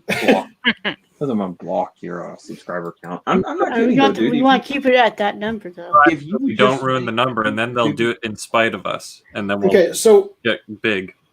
Cells at Work is going to end in January, and the final chapter is going to center on COVID-19. I'm canceling this. Wouldn't it be really funny? Wouldn't it be really funny if the reason that it's ending is because the creator did all the research on COVID-19? Is like, this is kind of bullshit. Like, he's like, what are you talking about? My will to live and continue writing. Oh no, they recovered. Then again, whoever the host body is sick all the time, so probably a lot of comorbidity. Wouldn't that be funny if that's how they end the series? Well, we couldn't survive. All of the blood cells and platelets just start dying at the local foster home for the elderly. No one survived. Oh yeah, it's an old person in New York. All right. So I shared this one as well. Good. I was just gonna say the whole COVID thing. I have to hit this. When it first happened, like I heard, like I know. I'm not going to dox people. I've been taught about that from putting them here. But I have friends like in almost every state. And every one of them reported where their first heard breakout was. It was either a church or some 9 times out of 10 it was a church. But but either that or their like hospital somehow had it. I'm like, why are the churches breaking out of COVID? So the reason, like the first big red flag. The first big red flag about COVID was it's like, no, you have to stay locked in your house unless you're protesting George Floyd's death, in which case, please go take to the streets. Oh god. So I'm sharing this one as well because it's got pictures. So this is the thing, the coronavirus. So there you go. There's a picture there. I brightened your day beyond where Reese was going to take it with that article. Also, Nyan Pasu Goes Quiet, Non Biori, or No Non Biori, I don't know how to pronounce it. Manga is going to end in 3 chapters. The series has spawned many anime adaptations, with the latest TV anime season, No Non Biori Nonstop, ending in 3 chapters. That sounds like Stop to me. Scheduled to start broadcasting in Japan on January 10th. And then we've got We Never Learn. Bokuben manga ends today, bringing all the girls together. Oh, damn. We finally got a conclusion and hopefully a 3rd season that retcons the end of the 2nd season because, God, that was a terrible ending. I know I've seen a lot of anime, but I don't think I ever saw that. We Never Learned. So, it's good up until the end where it's just like, what? Why? That lacked an end. So the quintessential quintuplets manga creator Negi Haruba is set to launch a new series in February called Great Disqualification Center. Notice how there are still 5 characters? Yep, that's all they've perfected writing 5 characters. Huh. Anyway, do you want to say something else? Somebody else? No, go ahead. I digress. Okay. You regress. One Piece creator Eiichiro Oda, on Demon Slayer's success, he said, "I wish all manga could be like this." That's pretty much exactly what he said. So, but then, if they were all like that, then none of them would be like that. I mean, don't get me wrong. If everything is wet, if everything is underwater, they said here, we look forward to seeing what Shonen Jump has in store for 2021, starting with One Piece's 1000th chapter. Yay! It's halfway done. All right. For the first half. Ohio lawmakers attempt to ban anime book. So Ohio lawmakers attempt to ban anime book. Author Susan J. Napier responds. They're going to ban an anime book specifically. Yes, a specific one. A specific one. Despite signing off on the book in advance, one student's parents sparked outrage over its contents. Wait, one of Dr. Susan J. Napier's books, Anime, From Akira to Howl's Moving Castle, experiencing contemporary Japanese animation, was originally published back in 2005, but it's been in the headlines of late thanks to a recent campus controversy. It all came about when Ohio lawmakers called for Kent State University to take a closer look at and ultimately remove the material after a 17-year-old student complained about it and his parents took action. Oh my God. Okay. While Kent State, is this kid like having a mental breakdown or something? Continue. Yes. Well, yes. That's what happens when you see boobies for the first time. Poor guy. Parents aren't doing the job. Continue. While Kent State is typically home to older students, some younger students take classes there, and their parents are required to sign off on any reading material before they dive into it. Though the parents of the student in question did reportedly sign off on Napier's book, it wasn't until the student complained that they took a closer look and raised a red flag to the higher-ups at the university. State Rep Reggie Stoltzfus described the book as being, quote, way beyond pornography, adding, quote, it's violent, it's dark, it's violent sexual acts. So, like The Walking Dead? The is there sexual acts in The Walking Dead? I mean, some people would assume, but continue. The pictures are very twisted. You know, somebody with a twisted mind had to come up with this stuff. Oh my God.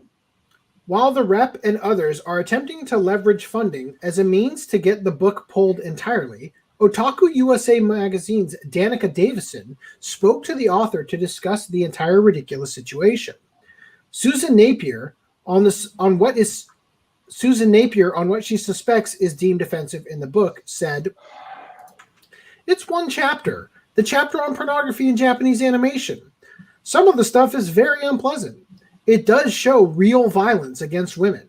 I thought it was actually important. Yeah, real violence, right? I thought it was actually important to bring up pornography. It was reasonably widely available, and I knew people in the West were looking at it. So I thought some people should explore it. I thought if you wanted to understand anime as a total part of Japanese culture, you have to be aware of this. You don't have to watch it. I never suggested that." All right, I've got something I've got to say. I'm gonna lance you motherfuckers. Listen up. If you ever meet somebody who jumps at the chance to attack something this retardedly and just goes ham like this on something, then one, they're repressed. Two, they're probably watching a ton of porn and just can't bring themselves to admit it and bring themselves to admit it to anyone. And three, they're probably having some sort of very, very sad moment within their lives because, for the love of God, this is a work of art. Okay. Yeah. It is a book that has been around for God knows how long. What'd you say, 2005? 15 years. 2005. 15 years. Okay. And this 17-year-old kid is all of a sudden going to have his parents sign off on a book and then immediately have some sort of awakening within himself. A 17-year-old reading pornography is shocked. Okay. And let me make another point. Did you say this was a university? Yes. Kent State. Kent State. Okay. All right. I'll hold comment on the university part, but if you are a 17-year-old butting into an adult and your parents signed off on a book and it's quote unquote in your mind pornography, and you for some reason break down one chapter, literally one chapter, basically a page and a half of this book covers hentai. Okay. And they're like, so, is it even? We haven't given Timmy the sex talk yet. What is this? Right? Like, I'm like, you are 17 years old, and you're going to tell me you haven't? Don't even start. Oh man, don't I haven't been looking at the comments enough. Christopher Barker said, "Oh God, there's so much here. Hold on."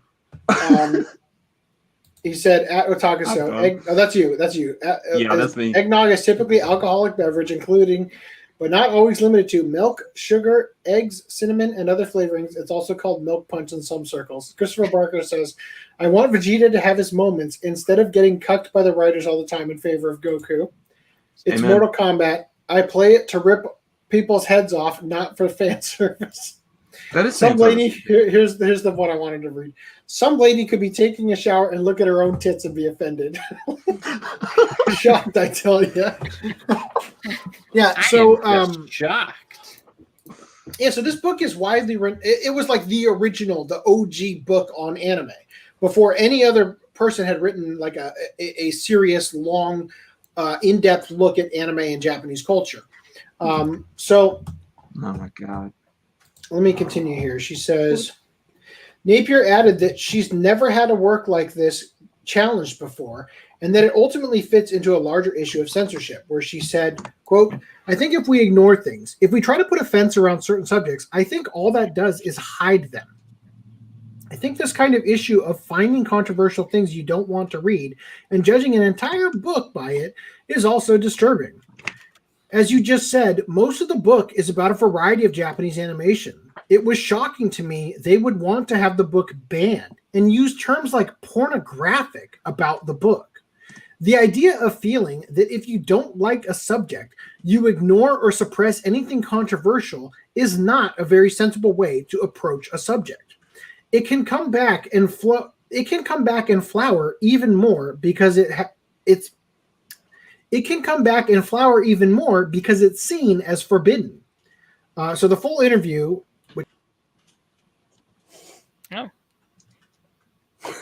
Well.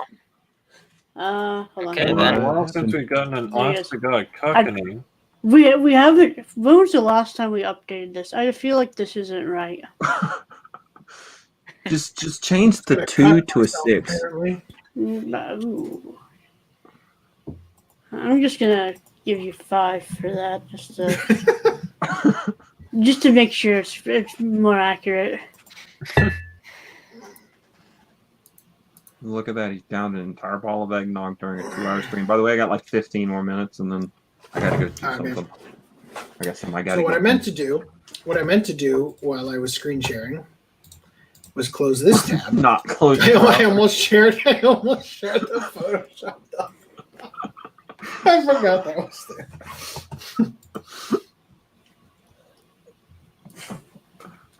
All right, so I highlighted some bits here. They said Ohio State Rep Reggie Stolzfus has tried to argue the book is, quote, way beyond pornography because it academically talks a bit about adult entertainment in anime and threatened to pull funding from the college over it. So basically, this guy's got his hand in some purse strings, and he's probably a local nun. He's probably a local nun. When you finish an entire bottle of eggnog, your head gets really hot. So I'm going to take off. I'm going to take off this Santa hat with my ruined hair. Oh my god! I'm thinking about shaving it before the next podcast. Just going straight Max Payne 3 look. Because there's no barbers open in California now. They're all afraid of the Gestapo. They're open. You just have to. So let me rephrase that. What I plan on doing is cutting my own hair by next podcast, failing miserably and shaving it. Right? All right, look, I don't know what you guys have for the equivalent of like dollar stores over there, but usually they'll have like an amateur's, beginner kit for trimming. Just go in there, get you one of them, and put you on whatever you feel like is the lowest you will go guard, and just go to town. Yeah, what I feel like doing is I'm gonna go like low, not as low, not as low, and then when I get up here, it's gonna largely just be the Nazi haircut where it's all still full. But the thing is that when you cut your hair, you have to shape your head, and I'm very unconfident with my ability to make this look not like a heaping trash pile. Because it's already halfway there. do like a lot of guys do when they have kids. Just give them the thing and all right, be artistic. That's exactly what I say every time I go to the barber. I said, do whatever you think is going to look okay. I saw a picture. This is what my normal haircut is, but do whatever you think is going to work. I know that each time I come here, I have less hair for you to work with, so just do your magic, right? Anyway. Okay, so originally, I thought this was just interesting. Regarding the book, she says, originally I was going to call it Anime, a Cultural Investigation. I still think that's a pretty good title because I was trying to talk about anime as a new form of artistic culture, but also in relation to Japanese culture. New form. So they asked, do you have any idea why they were offended by it? She said, it's one chapter, the chapter on pornography and Japanese animation. Some of the stuff is very unpleasant. It does show real violence against women. I thought it was actually important. The movie Titanic, it shows some real violence against women. Also, nudity in sexual situations not suitable for minors. Yep. The actual movie that everyone probably has seen. Continue. Remember when they tried to ban X-Men Apocalypse because the movie poster showed the villain holding a woman by her throat? Oh my God. Bad guys can't even be mean to women. No. Well, you know what? Hopefully she was gender neutral and she shoved her fist at a guy. Shoved her fist in a guy? I think it was Mystique. Yeah. I think it was Mystique, so maybe she is gender neutral. Mystique beat the hell out of everybody, so go to thing. Yeah. She's gender neutral. Miss Dick. It's her name, right? Why does that sound weird when I say it? And the blue girl. Love Blue Mystique? Girl. All right. It was reasonably widely available. And I knew people in the West who were looking at it. So I thought some people should explore it.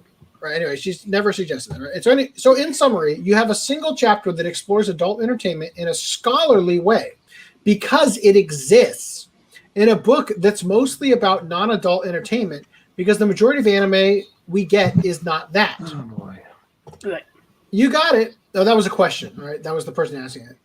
You got it. It's not a pornographic book. It's not even a pornographic chapter. It's a scholarly chapter about a specific aspect of Japanese animation.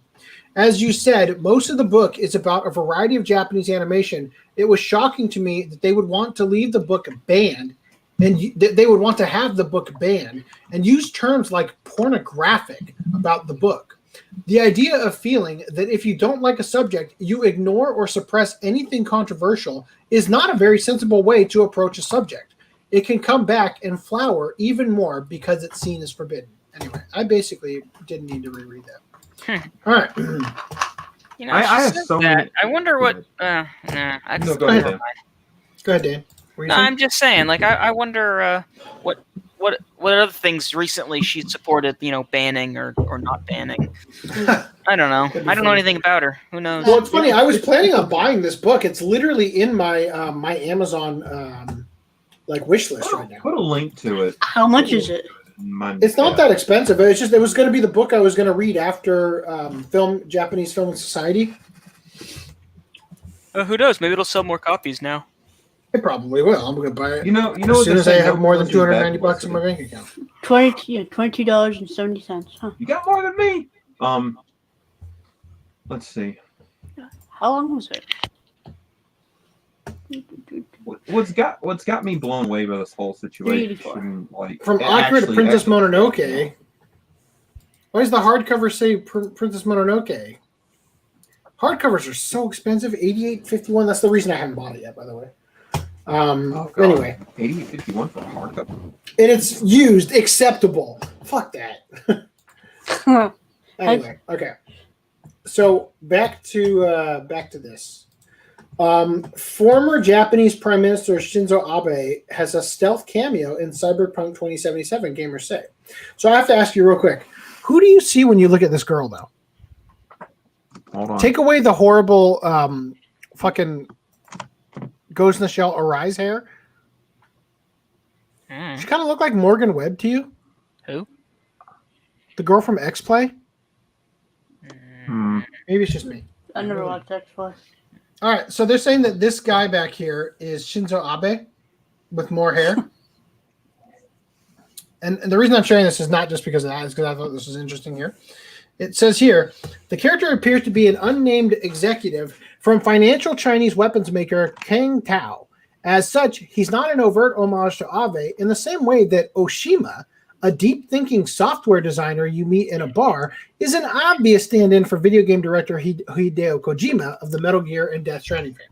So yeah, this guy, clearly Kojima. Kojima. I mean, that's obviously Kojima, right? Oh. I like how he's got the opening to fucking Blood Plus on his shirt. Oh, look at that. Remember in the opening to Blood Plus, the very first episode when she's in like Vietnam? She's being degraded.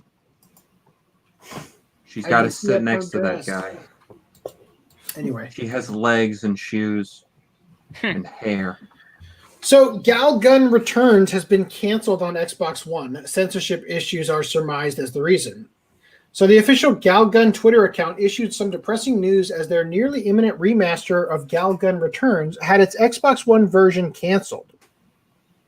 I'm just going to read you the actual thing. It's easier than reading all this. Oh, yeah. I mean, Xbox or Microsoft or whoever, they basically declared war on fan service recently. Yep. So. Same as Sony. So Galgun Returns cancellation of the Xbox One version. They said, today we would like to announce that we will no longer be, wouldn't you say we regret to announce that we will no longer be releasing Galgun Returns on the Xbox family of consoles. As a remaster of the original Galgun, we wanted to strive to ensure that we stayed true to the spirit of the first entry in the Galgun series. And while development for the Xbox version was complete and the master ROM was under review, it became apparent after productive discussion with Microsoft that we would be unable to ensure consistency of experience across all platforms, meaning that Xbox wanted to censor stuff and other platforms like Switch, of all things, said, you can throw the TDs. Yeah, you have to admit the it's really turned like Nintendo, right? So yeah, Dude, my buddy was in the fucking Switch store the other day. There's like 50,000 fucking novels, light novels and visual novels and stuff that are out there. He's reading through them. He's like, "What the fuck is all this?" I'm like, "Yeah, that." I'm like, I don't even know what to think. The fact that Nintendo's got that, I'm like, I'm proud of them for like opening up their doors for stuff. But yeah, I'm like, they finally realized sex sells, where everyone else seems to have forgotten that. Yeah. So, anyway, they go on to say, we understand the disappointment, blah, blah, blah. You know, we all know this. Christopher Barker says, two things real quick. Oh, no, not that X-Men poster. God forbid a villain act like a villain. And Microsoft is as bad as Sony with the censorship. Is it too late to have anime and manga out of the mainstream? Because I'm sick of seeing bullshit like this, right? Remember, guys, can't show panties. Yeah. That's offensive to women. You know Victoria's Secret magazines? Gotta go. Yep. So anyway, they're saying, please elaborate on what consistency is here. What were we Did saying? Microsoft try to censor the Xbox version? You need to be precise here. They censored the original game on the 360. So anyway, yeah. So I don't even need to read this. Hey, Raging Golden Eagle said, too bad other developers lack the balls to do this with PlayStation. Good job, guys, showing those spineless cowards how it's done. Anyway, yeah. So continuing. Dan, did I cut you off, buddy? I'm sorry. Were you saying something? I said something earlier. I didn't mean to cut you off. No, I don't think so. Okay. So I was going to read this, but honestly, it's kind of a bunch of gobbledygook, and I'm not going to read it. Resident Evil Revelations 3, rumored to be a Switch Time exclusive. I'm not going to read it. There you go. That's information there. Man arrested for abducting child to play games with at home.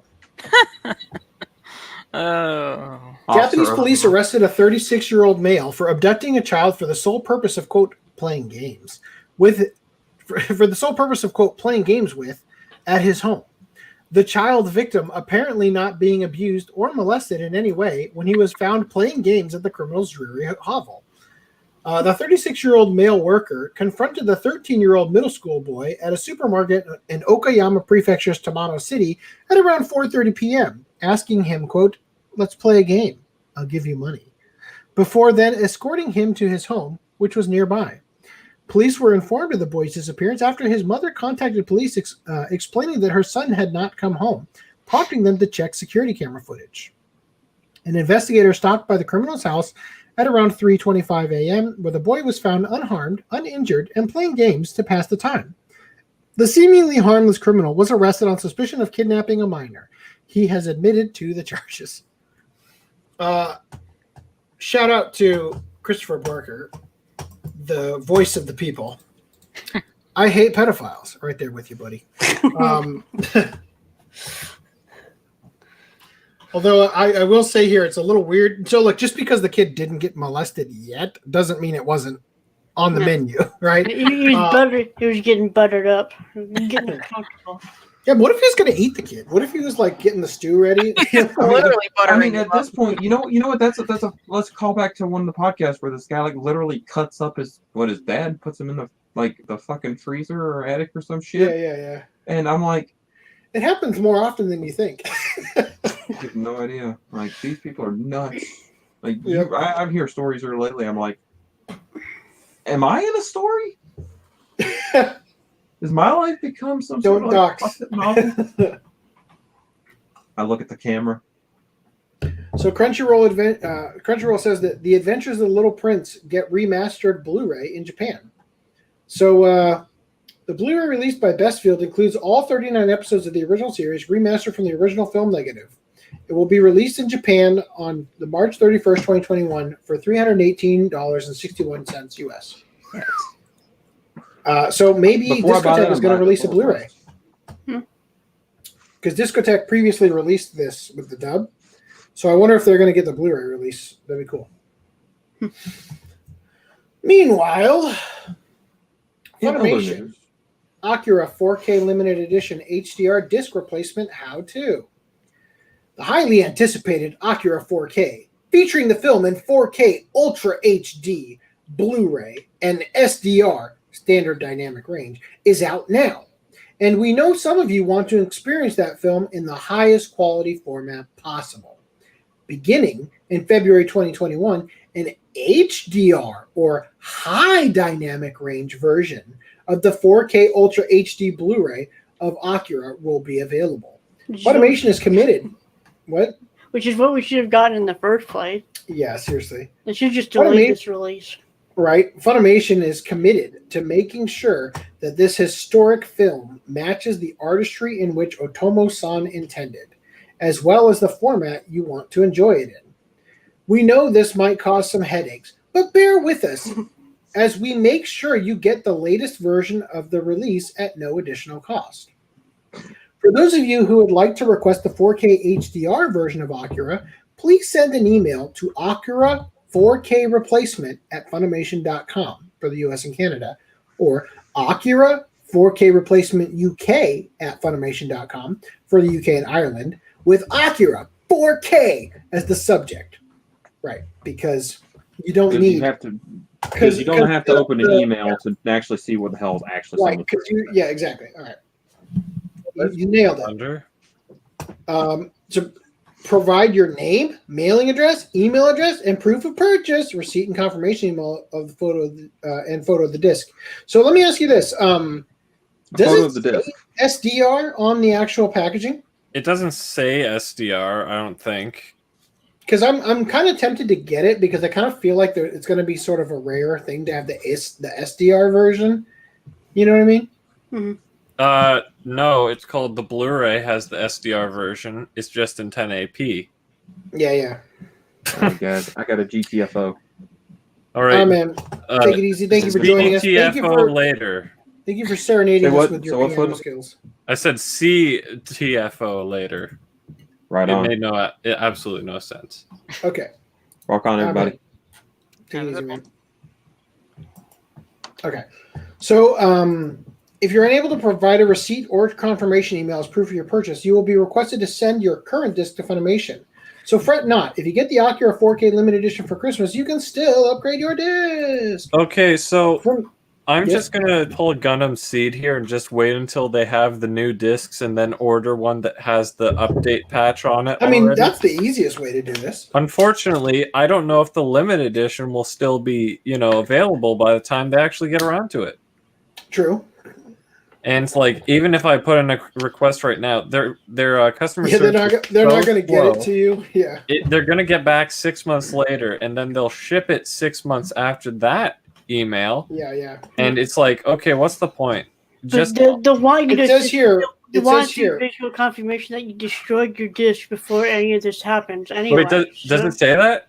No, I'm just saying that's how Sentai works with. Okay, I was going to say that would be stupid. Yeah. So from there, you'll receive a return authorization number and an address to mail your disc if needed.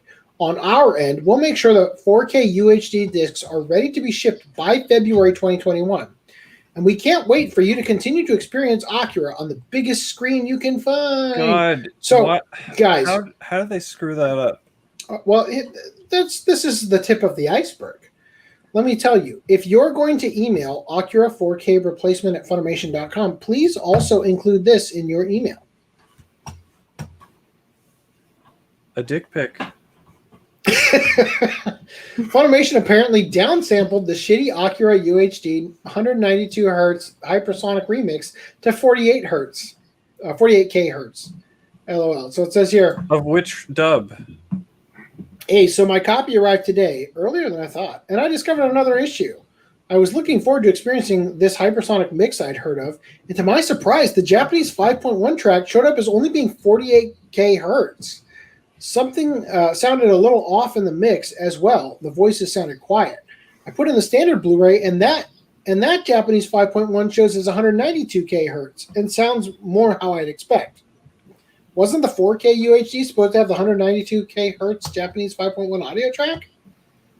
So I'm pretty sure you can't tell the goddamn difference between 48 kilohertz and 192. I don't think any ears could like very noticeably hear the difference. It's the vibration that you feel. Okay. So make sure you send that in your email when you get your replacement. Also, we're into release news. Mr. Osomatsu Season 1 Blu-ray. Missing episode 1.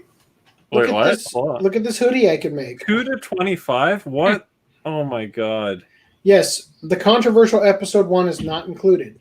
So I you'll thought recall that they replaced it with something else or something. Right. Because it had different references in like every single scene, didn't it? Yeah, so the way Japanese copyright works is you can parody things, but you absolutely have to get permission. If you don't get permission, it's illegal. Right? And they didn't get permission? So if your character goes Super Saiyan for a second, well, I hope you talk to Akira Toriyama or else we're going to not let you put it on the disc, right? So anyway, that's what's going on here. This show never really looked outstanding to begin with. They're going to make that a law. They might as well make a counter law that's... When I look at this logo, I think American Dad. Was I that delayed? Am I the only one who sees American Dad here? I see like this flagpole, and I just want to picture an American flag right here. Anyway, what were you saying, Footnum? I was saying they should make a counter law that whoever gets asked permission is required to respond. Because that's like the biggest hurdle with, asking for permission. Well, the thing is that they shouldn't have made the entire episode and then released it and then asked permission. Yeah. I still argue that I think it was a way. Look, I want to be abundantly clear with you guys. If there wasn't any controversy surrounding this episode, I wouldn't even know what it was when we got to the point where we talked about the release. Right? Mm-hmm. I would have no fucking clue what this was. It would completely slipped under my radar. It's because of the controversy that I even know what it is. And I think it was on purpose. You had to download it. You had to seek it out to get it, Mm-hmm. Now, continuing. JoJo Set 5 Blu-ray. This is the standard edition. Yep. Part 2, it says on the front. Oh, Diamond is Unbreakable Arc Part 2. Mm-hmm. So, just the regular Amaray case with a slipcover. Yep. How dare they? It's not Amaray. Clamshell. Inuyasha Set 4 Blu-ray. Hooray! Probably the last one that's in native HD, allegedly. But hey, man, I'm okay in native HD. Castlevania Season 3, a 111. Netflix original. Oh, there he is, getting consoled after his ass raping. That's not him, is it? No. No, right? It's that guy. What a chin. What a chin and forehead combination. All right, moving on. It's also on Blu-ray. Okay, so Brady said, hey, for once, something wrong with the Lupin release isn't my fault. So this person is they said, damn, the new Lupin movie is some heavy shit. And the description for the movie on their on-demand thing is fucking... The Wind Rises. The Wind Rises, yeah. And then somebody said, well, make that too.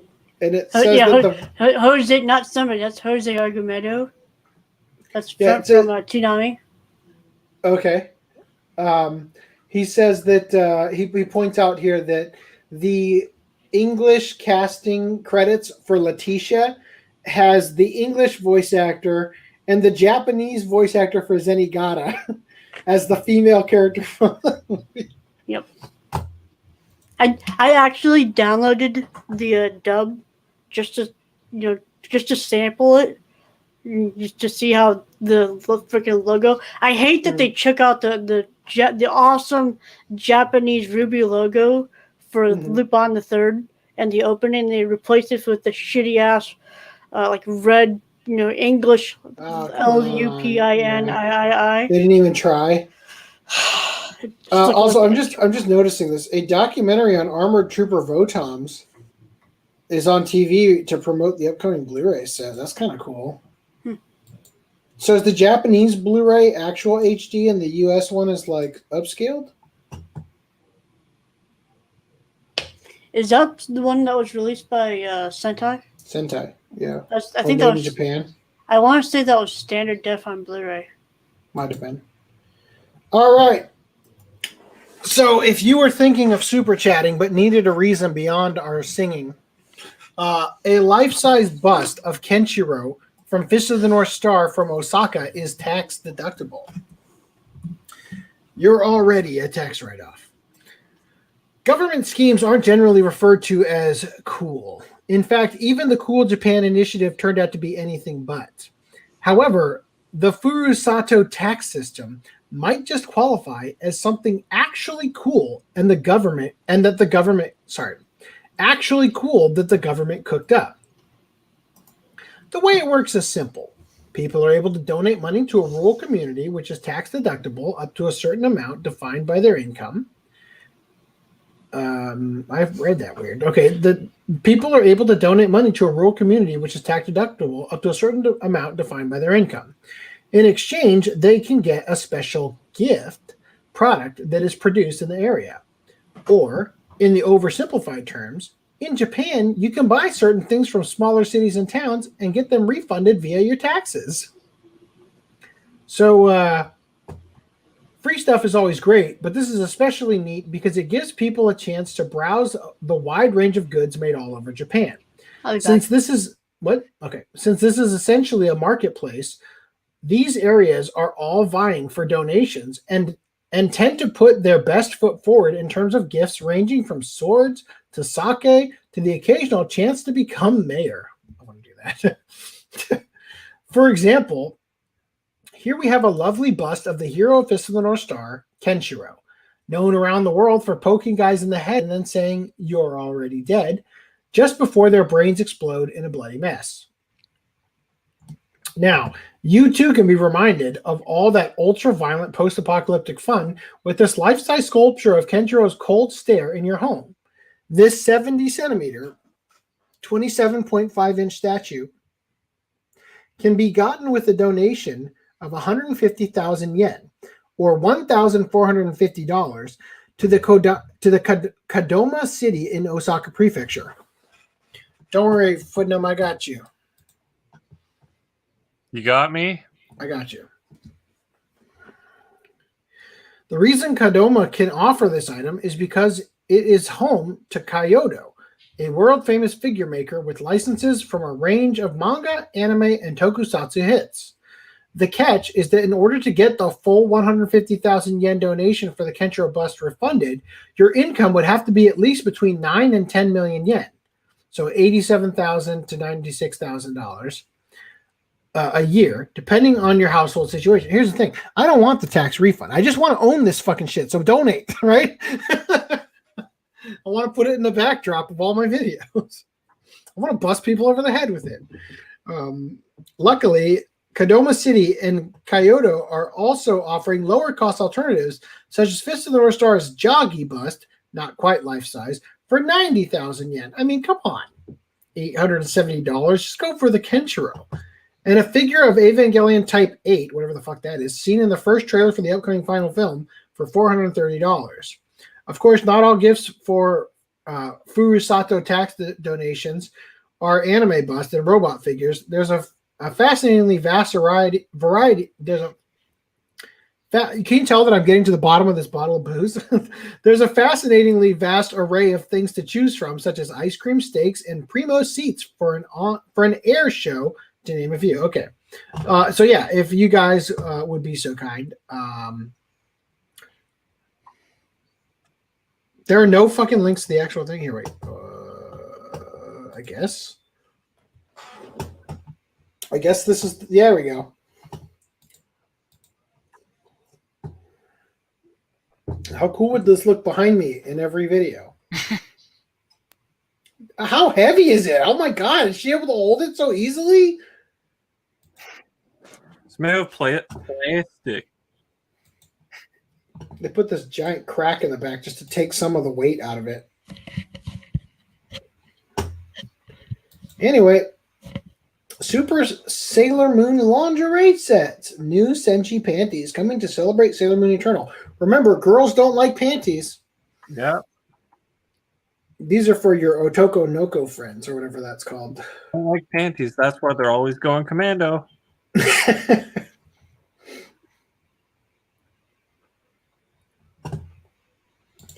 Official Princess Mononoke knit sweaters hit the GBL this winter.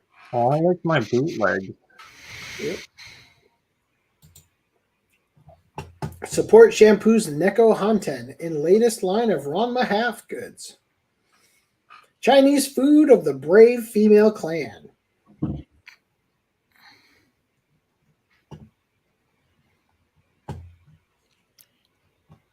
They also give you a dish for your sauce. Taste the Rasengan with Naruto Shippuden whey protein powder. Limited edition Ichiraku ramen soup flavor also available from Real Style Corporation. What is Real Style? What does that even mean? Not fake style. Guess not. Training to be the greatest shinobi in the ninja world is a tough business. And to help fans achieve this goal, why is there an E right here?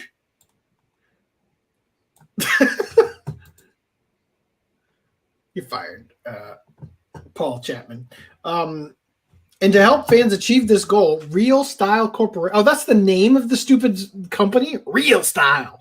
Real Style Corporation is marketing a line of whey protein powder products with flavors inspired by the Naruto Shippuden TV anime. Both flavors are sold under Real Style Corporation's Be Legend imprint. Cringe. The Rasengan flavored whey protein comes in 1 kilogram, 2.2 pound tubs that retail for $30.91, including tax. It produces a fizzy soda flavored sports drink when mixed with water, and each serving contains 20 grams of protein and 120 calories. There is also a limited edition Ichiraku ramen soup flavor that comes with blah, blah, blah. Who cares? So yeah, this is the thing. I'm going to move on. Eat Eevee. Pokemon and Tokyo Banana team up enters round 2 with suggestions to freeze and singe Eevee. There's a surprising number of variations to the print right there. Travelers can now fly in a Pokemon airplane in Japan. Well, I mean, they can't now. Not until the end of January. I don't understand why a lowland execute and regular execute was the one that they designed. Yeah, let's make an entire aircraft around executor, whatever his name is. Yes. Bluetooth tombstones are here to help you mourn loved ones without breaking the bank. Apparently, I didn't highlight this. So the reason that they're doing this is because they're running out of room in Japan for everybody to have a tombstone. So now they're sharing tombstones with random people, but you have a Bluetooth thing with the iPad that's plugged in there. So when you get close with the little charm, it says your family member's name instead of the dumb schmuck who also has their family buried there.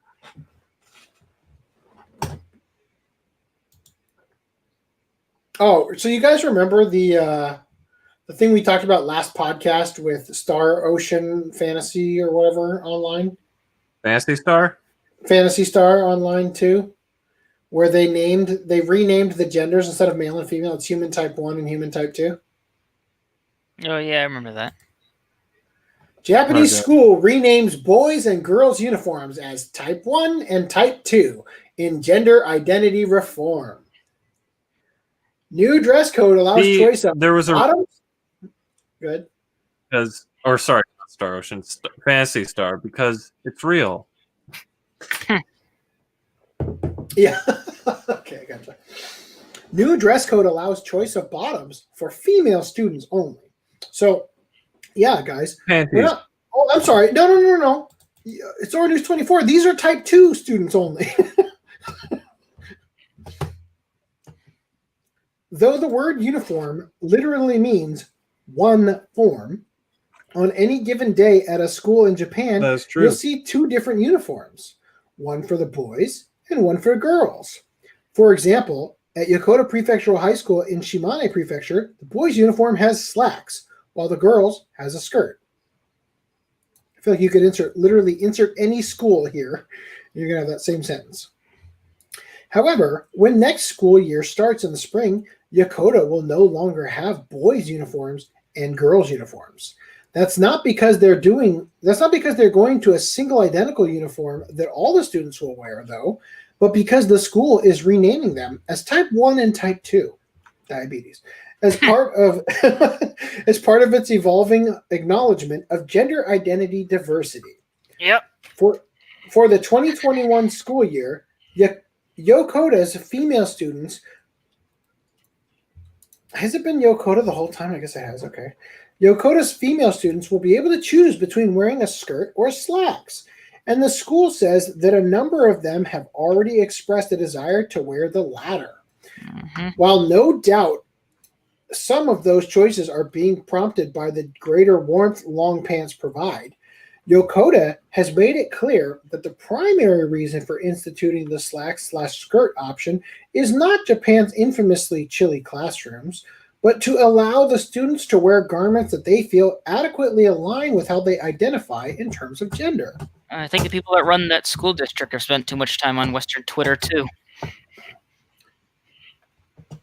Hey, I have a suggestion. If you want the Japanese people to express their identity, why don't you not have uniforms, and then they can wear whatever they want. There you go.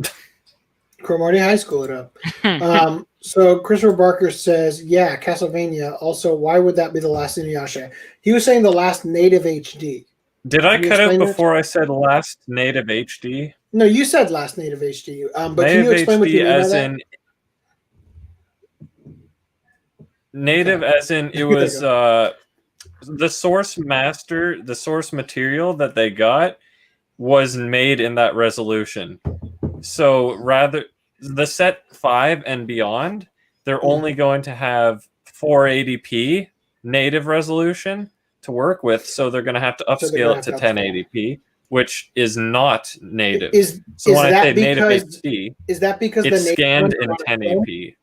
Yeah, the first 4 seasons allegedly were and the other done originally on cell. Okay. So if they're done digitally, then it theoretically should be easier to upscale, though, because you've already got understand. because either the earlier it is in the earlier the digital era it is, the easier or harder it is. It depends on how they, I guess, archived it, because Full Metal Panic was made in like what 2002 or something, and that thing looks so good for an upscale. But I've seen other upscales that look god awful, so I'm just like, how does this work? The nice thing is, hopefully, I mean, it's probably too late for Inuyasha, but AstroRes or whatever would work great on Inuyasha stuff. They're probably using whatever the Spanish did for their Blu-rays. Probably. So anyway, and Type 1 and Type 2, was the PS3 the last good console for anime games before the censorship bullshit, or am I going crazy? PC was the last good. No, PC largely is still better. I think that Switch weirdly has had the best track record so far. Oh yeah, in that generation of consoles, because Steam has been pulling games off the Steam store. You know, I don't know. I don't game at all. So the conundrum here is, back in the PS3 days, anime games were more scarce. But the thing is, nowadays, there's so many anime games in the West that you can get that it's almost overwhelming, to the point where you're like, it doesn't matter if there's a better anime game experience or whatever. There's just so many of them that you're going to get what you want, basically. All right. So back to this. Yokota will become the 13th of Shimane's 34 full-time prefectural high schools to allow female students to wear slacks. However, the freedom to choose between wearing pants or a skirt is not being extended to the male student body. Type oh my god. At this stage, we are only changing the dress code to allow students to choose for female students. Again, again here. Students to wear garments that they feel adequately align with how they identify in terms of gender. So remember, all students are equal, but some students are more equal than others. Yes, as George Orwell said. Mm-hmm. Yep, definitely a verbatim quote. But what is it? I'm not sure if I should be upset that the guys don't have a choice. Well, no. Maybe it's a good thing. Oh, it is. They haven't completely lost their minds, but they're heading in that direction. So the thing I think is funny about this is that they're like 30 years behind the US, but they're like paying the lip service to saying like, yeah, it's for gender identity. But in reality, it's just like, yeah, because women can wear pants. That's a thing, you know? Like, oh, hold on. I hate Steam because it's all digital and you don't really own it. Agreed. Joe Swanson. I agree, but the thing is, you're kind of screwed. Yeah. Like, everything's going digital. If you want physical, it's on inferior hardware that gives you eye aids. So, your choice. Well, there's no cure for eye aids. So, Yokota will become the 13th of Shimane's. At this time, we are only changing for female students at Kyoko Mitani, a humanities teacher at Yokota. However, she teaches you how to be humane. Yep. However, she added, taking into consideration the various opinions of students and their guardians, I want us to continue thinking about gender diversity, implying that the school may allow male students to wear skirts before long. Well, hot diggity damn. Can't wait till they're raping each other by going commando. Oh, God. It'll make the flashers a lot easier to flash. My gender identity says I don't have to be ashamed of my body. All right, so Yahoo Japan is going to utilize AI to delete hateful comments. I don't even want to talk about this. Basically, any other, like, replace this with any other automatic, like, what do you call it? Banned words list, blacklist. But in refutation of that, a Poland bill can induce a $2.2 million fine towards social media platforms that censor their users. Yeah, that's Poland and some of the other countries in Eastern Europe. They're like the last bastions of like Western or like European Western freedom of speech and all that civilization, really. Yeah.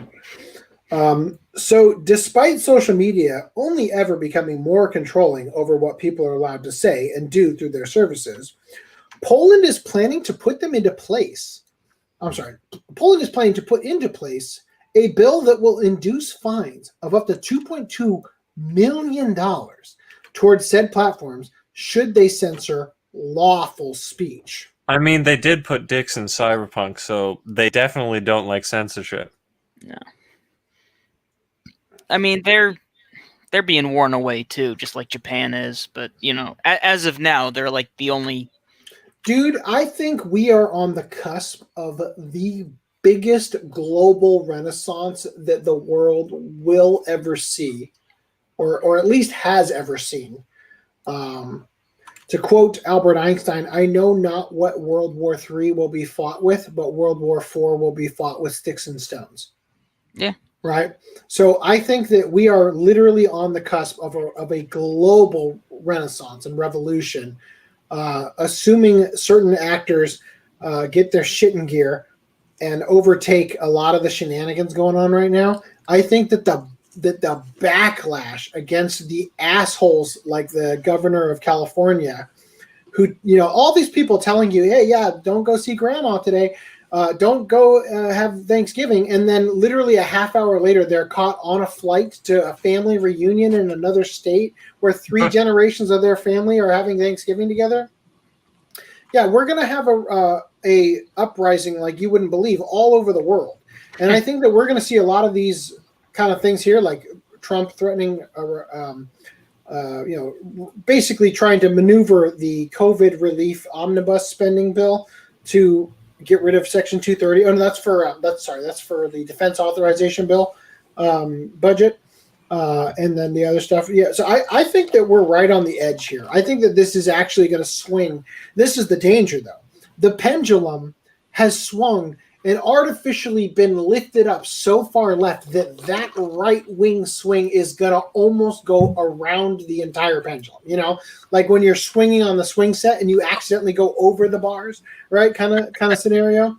I feel like that might happen. So let's just see what they say here. So this comically contrasts with an online safety bill being considered in the UK, where online platforms can be fined up to 18 million euros. Pounds, or US $24 million for failing to protect users or remove harmful content, such as cyberbullying and disinformation. Polish Justice Minister Zbigniew Ziobro,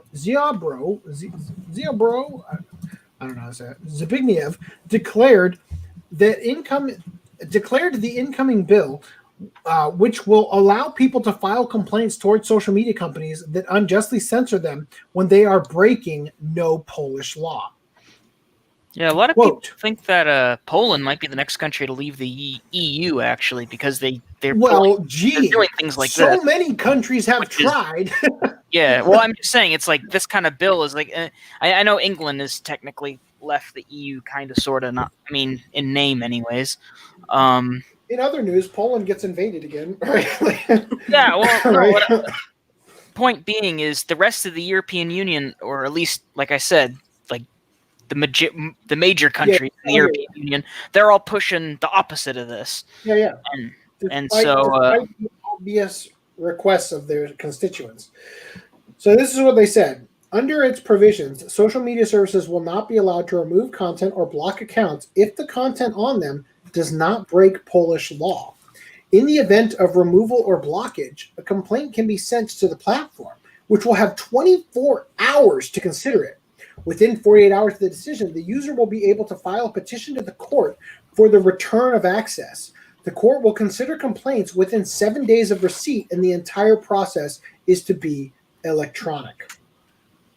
Poland's constitutional court regards freedom of expression to be, quote, one of the most important values of a democratic state, end quote. But there are also particularly harsh defamation laws in place, as those with false accusations in their lawsuits targeted towards others can potentially suffer fines and incarceration.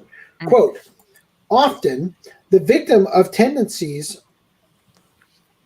Often the victims of tendencies for ideological censorship are also representatives of various groups operating in Poland, whose content is removed or blocked just because they express views and refer to values that are unacceptable from the point of view of communities, with an even stronger influence on the functioning of social media, said Zbigniew, adding, quote, "We realize that it is not an easy topic.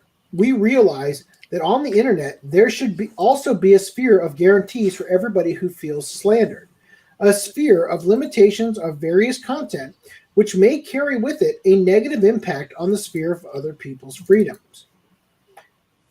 But we would like to propose such tools that will enable both one side and the other to call for the decision of a body that will be able to adjudicate whether content appearing on such and such social media account really violates personal rights, whether it can be eliminated or whether there is censorship.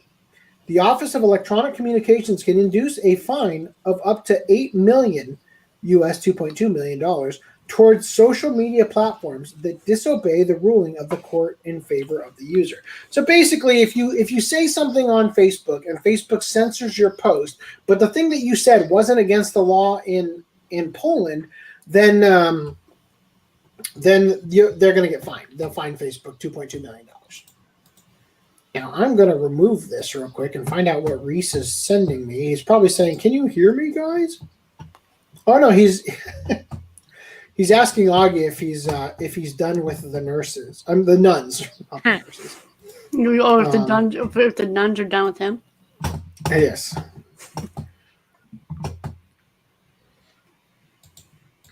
Okay. All right, so we got two more. Fair warning, I didn't read these ahead of time, so they might suck. I'm sorry. And I'm also... Nurse, nuns, same thing. I'm also... this is the last bit of this entire bottle, and I'm slurring my speech and having trouble reading.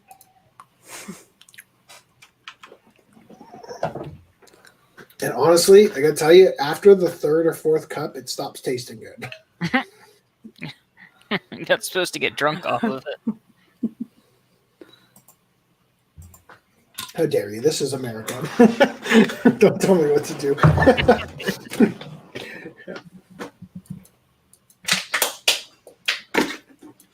Well, got that everywhere. Good thing I'm wearing black. All right. I'm going to be so sick for work tomorrow. All right. Gunma teacher arrested for spray gluing coworkers' belongings to desk. Charges against the teacher are likely to stick. Oh,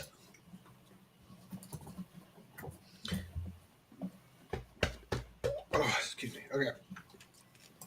Who can forget the time in the hit show The Office when Tim, Jim, Paul, Luis, Diego, Yossi, Timo, or Amit, depending on which version you watch, super glued the stuff on the desk of his rival Gareth, Dwight, Joel, Yariv, Jocko, or TP Mishra, and then looked directly at the camera.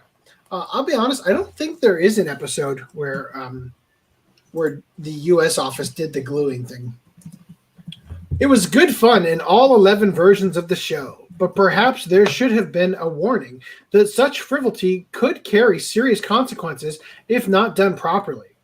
It might have helped one teacher in Takasaki City, Gunma Prefecture, who was recently arrested for destruction of property. On the 19th of October at approximately 1 p.m., the suspect, Koichi Chiba, allegedly entered the staff room of Isesaki Technical High School, I almost thought that said isekai, and applied spray glue to a colleague's desk, likely rendering all the items on it impossible to pick up.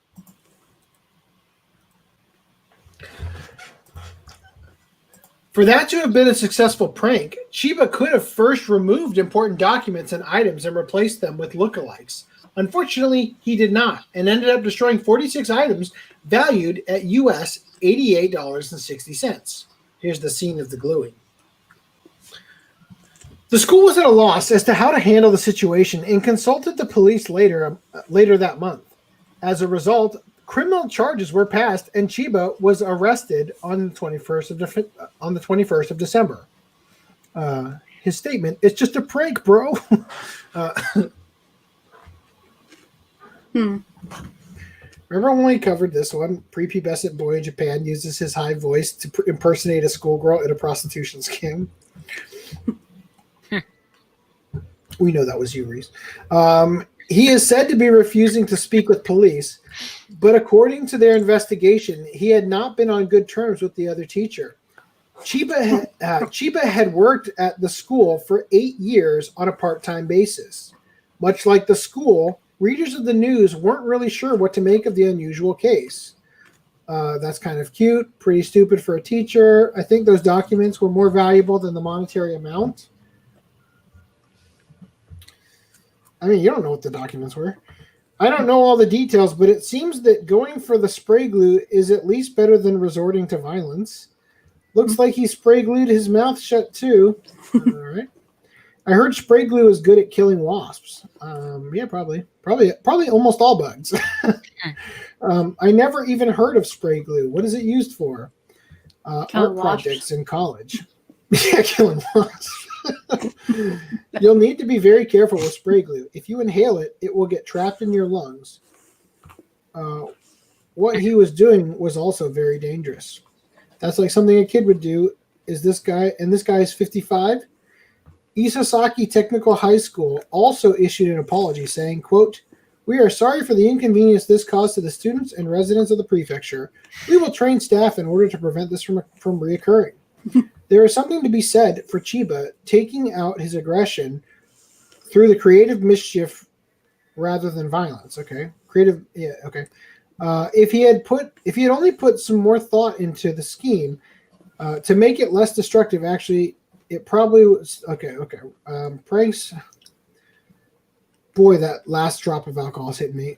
Pranks of any sort aren't usually tolerated here, which is why Japan is one of the few countries without an adaptation of The Office. I'm sorry.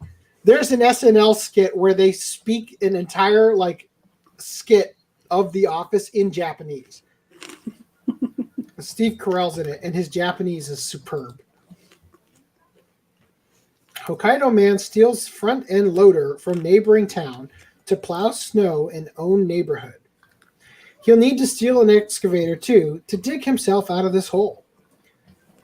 A case of constructive crime broke out in the town of Nakafurano in Hokkaido Prefecture late last month, when a 45-year-old man was arrested for stealing a front-end loader for the purpose of clearing the snow in his area. Giving credit where credit's due, the suspect seemed to have had the foresight to know that this would be an especially snowy winter. Last weekend, Niigata Prefecture was hit particularly hard by fast and heavy snow, leaving over 1,000 cars stranded on the highway. So especially in the northernmost prefecture of Hokkaido, having access to heavy equipment is a great defense against getting snowed in. Is there food? What's this?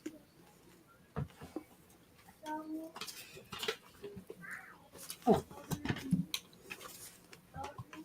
I don't understand!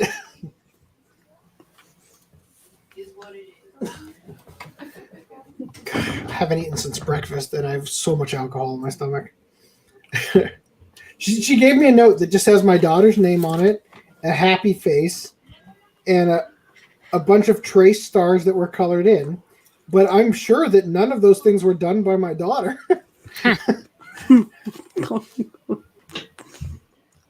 Anyway, so especially in the northernmost prefecture of Hokkaido, having access to heavy equipment is a great defense against getting snowed in.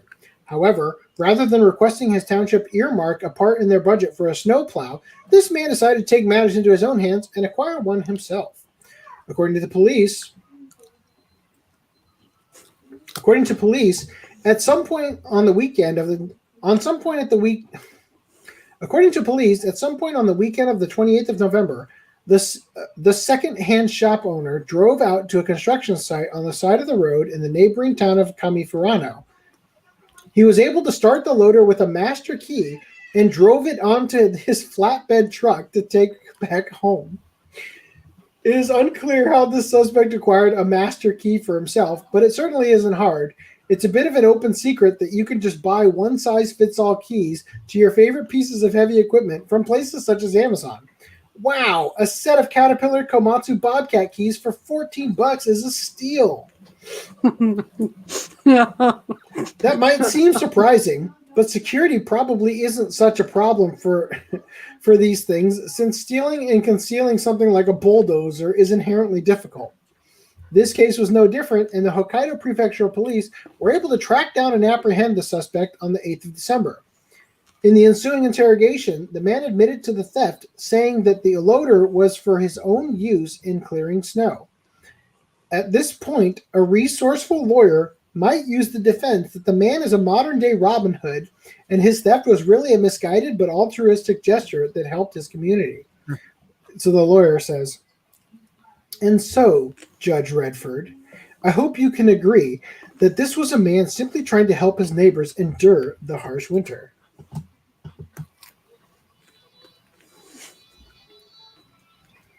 Okay. Unfortunately, in the investigation, police also found several items for sale in the man's used goods shop that were also stolen. While it's highly possible that those items were stolen by other people and then sold to him, it certainly doesn't help his case much. Maybe the judge would see. Yeah, what if he's like people come in the shop and they're like, "I need a car." He's like, "Well, I don't have cars, but if you'll come to the back," got bulldozer. Maybe the judge will see fit to kill two birds with one stone and sentence the suspect to some good old-fashioned community service. Just arm him with a shovel and a reflective safety vest and tell him to get cracking, because there's going to be a lot more snow out there that needs clearing. All right, that's it. That's all I've got, because a certain someone didn't show up because he died and / also is part of the nurse thing.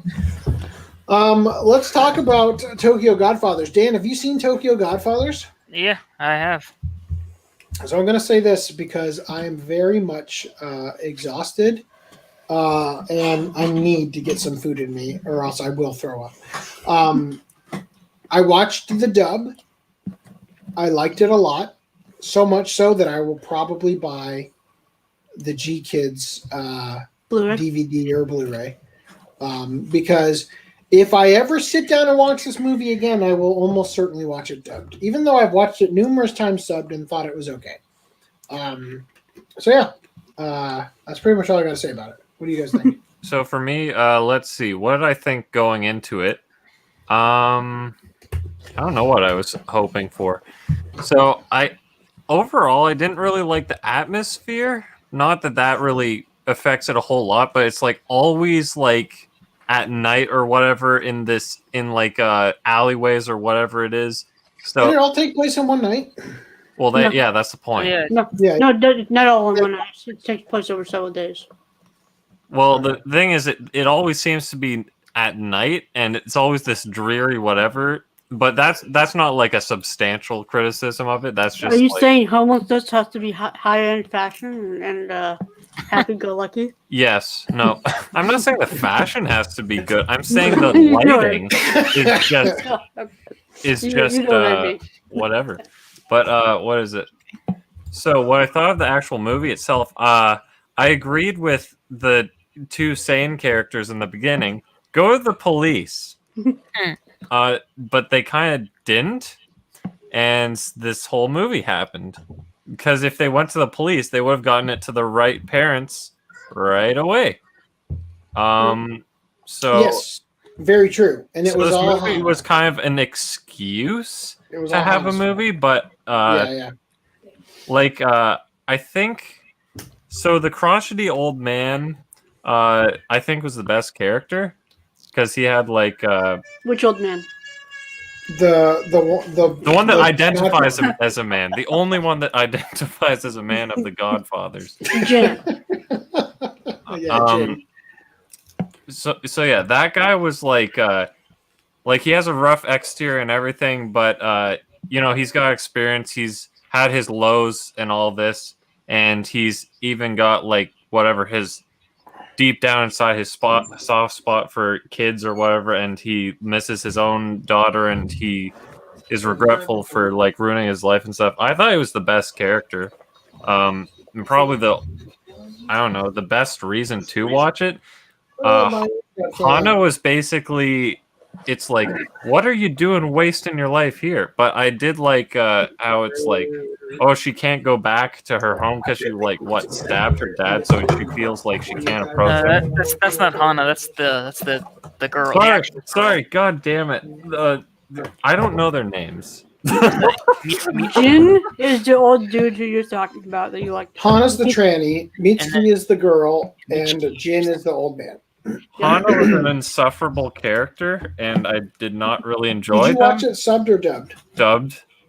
What did you think of the voice acting for Hana? Sounded masculine, but I mean, I didn't really. That's how it sounded in the sub too. Right, so they sound how I expected they should sound. So that was. So I don't recall what was the controversy surrounding the dub. Was it that it was a trans? I think voice actor. Voice actor. It wasn't a controversy. No. It was that they were touting that we have a trans woman dubbing the. Whatever the trans tranny. They called her a tranny in the movie. I don't remember that because I think the dialogue was quite briefly at that moment. But what is it?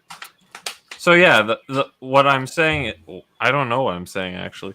So I don't know. I don't know if they called her a him or whatever you want to call it. They called him a queer. Yeah, they like 30 times. Hana is the weirdo. Jin is a normal guy. Yeah. We're talking about the tranny here, or whatever. Yeah. No, I'm just saying, I don't know if they use the word transvestite or tranny. I'm pretty sure he did say tranny at one point. They did throw queer around a lot, though. Hey, look who's here. Who's here? Your scheduling is not consistent whatsoever, dude. Yeah, it is 5 o'clock on Sunday. I mean, apparently you said 5 o'clock tomorrow when it was a Sunday when he posted it, so that translates to Monday. Yes. No, because that's how I read it. No. Because the reason it's Sunday is because I'm working tomorrow because Christmas threw us off by a day. So why was it on Monday? Saying is he read it at 12:01 a.m. So when you said tomorrow, it was because Christmas. I received it at 2 o'clock this morning. So Christmas Friday can't do the route because people didn't get their trash picked up, right? So we do the trash that we would have picked up on Friday on Thursday. Technically, he posted it at 11:57 p.m. his time. I rest my case. Even if it was like 2 a.m, I'd no, not rest your case. If you're gonna post it on. Give a date to make it clear. When you wake up, the next time is how I can. So there's this cool thing where you can just click on the link and it'll tell you the day. Yeah. Anyway, it's all right. It's all right. You're here. Tell us about your thoughts on Tokyo Godfathers. Tokyo Godfathers. It is a Christmas film. By definition, it gives you all the feelings that you need. You have the element of loneliness, the abandonment, then reuniting. I need that in Christmas. It is a Christmas film. It gives you everything you need. Loneliness. Yeah. I don't. So that's what we're watching. Abandonment issues, alcoholism. Got to fight with trannies. We got babies and doctors. Yeah. Abandoned children, false mothers, and pro-life values. It was at least an uplifting message, I guess. Maybe. I don't think anything was explicitly Christmas, but sure, you could be like, "Oh, it's winter! Yay! Christmas is around the corner." I think they made it pretty clear that because the opening song is Silent Night. Oh, sorry. Yeah. That automatically makes literally just people. That. No, it basically is just that ties it to it. I think no baby should be alone on Christmas. Yeah, no, they even if they can't remember it. Oh yeah, because they were talking about the Immaculate Conception, right? So like the baby, they must have found it like on Christmas Day. It was Christmas. Yeah, Christmas night. Right. It was either Christmas Eve or Christmas Day, but they specifically said that it was Christmas time. Yeah. And then when they go to the graveyard, they find the gold, frankincense, and myrrh sitting over there in the form of diapers and rash cream and stuff. Oh, by the way, that one scene, or not that scene, but you know how the crazy lady kidnapped the other baby because her baby didn't make it or whatever? Right. I instantly thought of that thing. What is it? That whole thing where it's like the lady's kid dies, so she steals someone's baby. Then the other lady comes back to ask for the baby, and it's like, well, either I have it or you get half of it or whatever. Right. Yeah. I thought of that instantly. I'm like, big lol. But like, I think literally any conflict that came up later was pretty much, it wouldn't have happened if they just went to the police to begin with. Okay. Yes, good point. Well, let me just say this. This is my overarching thoughts, real quick. So I'll say this about the film. Again, this is a film that I always forget what it's about. I've seen it maybe 4 times now, and each time I've enjoyed myself. But I think that the reason I've enjoyed myself watching them is because I'm more interested in how Satoshi Kon wrapped all of these different stories into one story, like with the part where they run into, what's her name? Hana? Hana's mom, dad, whatever. Hana, the club owner just called her, everybody calls her mom. Whatever. But the point is I'm talking about how they're doing the story and it's like, and then it turns out that the police investigator that's bringing them in to the things like, they want to make you their godfather. Oh wait, what the fuck, my daughter? All that stuff I thought it was really cleverly put together. Where I'm every time I've watched this movie, I get invested because I forget about the movie immediately afterward. Just like with what's his name? Hosoda. Thank you, Hosoda's films. I always enjoy them, but I forget them immediately after. But when I watch them, the thing that I enjoy is watching the story weave.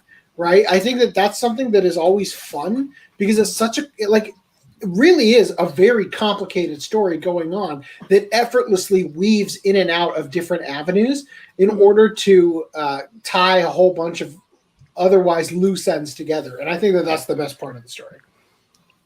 This might be an overstatement for me, but for Tokyo Godfather, this is like the Christmas story equivalent for anime. There's no Red Ryder BB gun involved. I think there's an actual gun in it that they try to assassinate the guy. No, I can see that. I can see that. The Spanish guy in a wig and lipstick. Yeah. By the way, there was 1 nip count and 1 areola count. Well, technically, there were 2 areola counts. Yeah, I think that there was actually. I think there was actually 2 nip counts, depending on how you're calling it. Yeah. Well, that's why I said areola count because I'm like, you don't see the nipple, but anyway, there's got to be a nipple attached to it. But, Your Honor, you didn't see the tip. It was just the shaft. So would the milk dud itself be considered a tit, or are we going tit for tat here? What milk dud? From what? What are we talking? Hold on. I have the appropriate response. This joke isn't working out at all. You got to throw now the in crowd from the offbeats. That's Nick Classic. Let's see. The movie overall, for what it is, I thought it was kind of like how my brother. Is it how you were describing Spirited Away, Brad? You're like, you started liking where it was going near the end, and then it ended, and you're like, what? No, that's Ponyo. Ponyo? Well, either way, that comparison is what I'm using. Because the thing is, I feel like they could almost make. I don't know if it would have just been a whole sequel movie, or if it would have been literally 5 extra minutes to wrap up loose ends, where it's have literally old guy go back to like my daughter, and then it's just like credits roll, the cliffhanger ending, which don't get me wrong, I actually really like that ending because I'm like, whoa, what twist? It's not really a cliffhanger, I don't think. I mean, it's the cliffhanger is the reaction shot of what actually happens. Like, like run away, or does she break down and say, "Oh, I'm sorry for stabbing"? I don't think they have to reconcile, and then they realize that Jin has been carrying that winning lottery ticket for a couple days from that old guy who died. What if she stabs the guy again? Like what if the next shot is her grabbing a scalpel and go for the jugular? In prison for eternity. You wouldn't wear the scarf I made you. Where'd my cat? Oh no! The cat came home. That was that's right. The dad had said that. The cat came home. Yeah. So that little newspaper clipping. So what I'm saying is, they could have wrapped up they could literally have had, it's just a look-alike cat that they got to put in the newspaper to get her to come home. It doesn't really matter. Why does this tail smell like spray paint? This cat has balls. I was Well, I think the point of it was to show that the dad had forgiven her and really wanted his daughter back. Yeah. Oh, you could tell. The theme that Jin was saying, like, oh, even if their dad leaves, he's always thinking about the daughter. But when the daughter leaves, despite being stabbed, he's still thinking about her. It doesn't matter. Yeah, my favorite thing about it is how she cured her childhood obesity by just becoming homeless. Yeah. Like when she's taking off layers upon layers, just running upstairs. Oh, she's actually kind of skinny now, isn't she? Yeah. I didn't recognize her at first. I'm like, who's it? Oh. But what I'm saying is, she'd have a reconciliation. Jin would have he'd meet with his daughter again. Who knows? Maybe meet with his ex again. Then, I don't care what happens to the third character, honestly. Yeah. Just those two. She finally gets the surgery. Okay. Well, her arc was kind of wrapped. His arc, I'm so confused. Its arc was kind of wrapped up. It's like there's like no real like resolution. Well, other than you can come home. That was the resolution. They went back to the club, and it was like, I can't come back here. No, you can totally come back here. Okay, cool. I like how we already paid that guy off. I like that guy. You dropped on his favorite suit. Yeah, we just gave him a new suit. I like how get back here and work off your debt now. I like how I like how the Hana was talking about, oh yeah, he died, and like the first thing the mom was like, AIDS? Yeah. Nope, flip them apart. I was like, oh yeah, that was a thing. That's a the movie is like I'm proud of G Kids. I'm proud of G Kids for virtue signaling and still delivering. They didn't change anything. Oh, did they change that one singular instance of a pronoun where the doctor was like, "She's very sick"? Oh, okay. Was that a change, or did they say she in the sub but as well? I'm very pleased with the dub. They left a lot of the stuff in there. I'm surprised they were throwing around queer. Even all the pro-life stuff they left in there intact. The thing about Japanese, you have a chance. Right. The thing about Japanese, though, is that pronouns aren't really a thing. You refer to somebody as them, or there's not really. You would call them that man. Well, wouldn't it be your friend Sean or something? Yeah, you would. So it doesn't. So what I'm getting at is that the translation could go either way. The translation. Yes. Anyway, all right. Well, I am about as soon as I stand up, I'm about to fall over.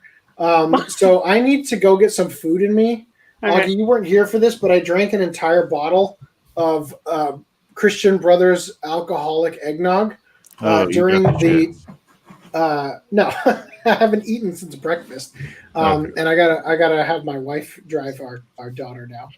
Well, the camera's on you for when you do stand up. Oh, okay. I mean, I'm probably going to be okay. Honestly, I can hold my liquor pretty darn good. So, oh no! I fell! It's the weight of his gut that made him fall. All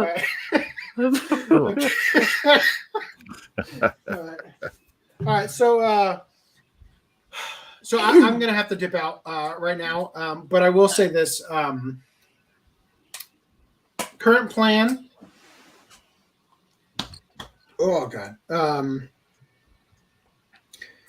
New Year's is the Friday. Friday. Right? Yep. So this is I work Friday. Yeah. So Friday, I work. I work on tomorrow, and I have every day off until the 2nd, because New Year's throws our stuff over. So I know it's kind of short notice. Like we're going to be sort of doing almost 2 podcasts in 1 week, but I kind of want to do the Vexio podcast on Friday, because our watch time has been bad lately, and I kind of am okay with the idea of doing podcasts that are going to be slightly shorter, and just having that extra one in there to offset real quick for this month, just to see how it works. I don't think I'll make it a thing going forward, but I kind of like the idea of starting 2021 off with Vexil. Like literally day 1 of this upcoming shitfest of a year is going to start with that anime. So that's kind of my thing right now. I'm thinking about that. How long do you think what this are we one doing lasts? after Vexil? That's the question. You go ahead. I was gonna say, well, I mean, if we don't have anything we explicitly want to get right into, we could start the Full Metal Panic train. So here's the issue. Weeks 1 and 2 of my route. So Monday through Sunday through Tuesday, or whatever the hell it is. Tuesday through Saturday. That's what I'm trying to say. Tuesday through Saturday, week 1 and week 2 of any month are my busiest months for work. Weeks 3 and weeks 4 are when they start to lighten up. In fact, I usually get home at like 1:30 in the afternoon on week 4. So the amount of time required to dedicate towards Full Metal Panic, totally on board with doing Full Metal Panic. But it would be better if we could start that week strategically. 3? Well, see, the thing is, because we got to do Full Metal Panic as several seasons. And the whole point of me doing it would be that my wife and I would finally be able to watch Invisible Victory. So I was thinking a movie would just jump in with, because it's honestly, it's going to be, we're going to do podcast on Friday and then potentially another podcast on Tuesday, or on Monday. I don't know how this is going to work. Oh God. I don't know. But we were thinking Wolf Children. Oh. How does that sound to everybody? I mean, I'll do it. I've been wanting to watch that one for a while now. I've needed an excuse to rewatch it, I guess. It's just Fridays I may or may not be on, but so be it. Okay. Well, we'll get through that. We just gotta. It's a holiday anyway. It's gonna be kind of rough on people. But and then Wolf Children. And then Wolf Children, and then we might be able to, I could probably start Full Metal Panic early, so that I can kind of lean into it, and then we could do that for a podcast, so that way when I jump in, I've had. We're gonna have a buffer week between. We're gonna have a buffer week between Wolf Children and having to start Demon Slayer. Demon Slayer, yeah. So that's the other thing. So if you have another idea for something after Wolf Children and before Demon Slayer, because I think, but we had kind of discussed in the past. Now I'm not saying we have to stick to this. But we kind of discussed giving people a month to get a show when it comes out. That's what we did with Takunomi and Dagashi Kashi season 2, if you guys recall. Yeah. So it's up to you guys what you think about that. But I was just thinking hey, let's do that. Let's just give people a month. And so if you want to do, it's up to you. I don't care. I've already got seasons 1 and 2 of Demon Slayer, so you're all just tripping, waiting for that cheapo Funimation set. But it's up to you guys. Whatever you guys want to do. So we've got Wolf Children on the slate for now. If you guys want to think and suggest things behind the scenes on what we'll do after that, we can come to that discussion when I'm a little bit less tipsy. But from now, I will just sign off, and I'll say catch you later. Right. And I hope you enjoyed our recital. Goodbye. All right. All right. So, my final thoughts on Tokyo Godfathers was before watching Millennium Actress, like rewatching it with the dub, this had been my favorite Satoshi Kon movie out of his four. Right. Millennium Actress, Perfect Blue, Paprika, and Tokyo Godfathers. And it's kind of tied with Millennium Actress now, having watched the dub for both of those. And absolutely enjoying Millennium Actress a lot more than I think. And I'm still enjoyed this one. I was going to ask you, so what makes this one like the top? I don't know. I mean, it's kind of. I mean, I can see how you can compare the two together because both of them have the same director. Yeah. Both of them have like that close personal feeling. Like with Millennium Actress, you get to know this actress's life through interview, and over here we see people who are lost come together. So I see a sort of togetherness between them. They're two different. They're two very different movies. Right. But Well, okay. What feelings? I like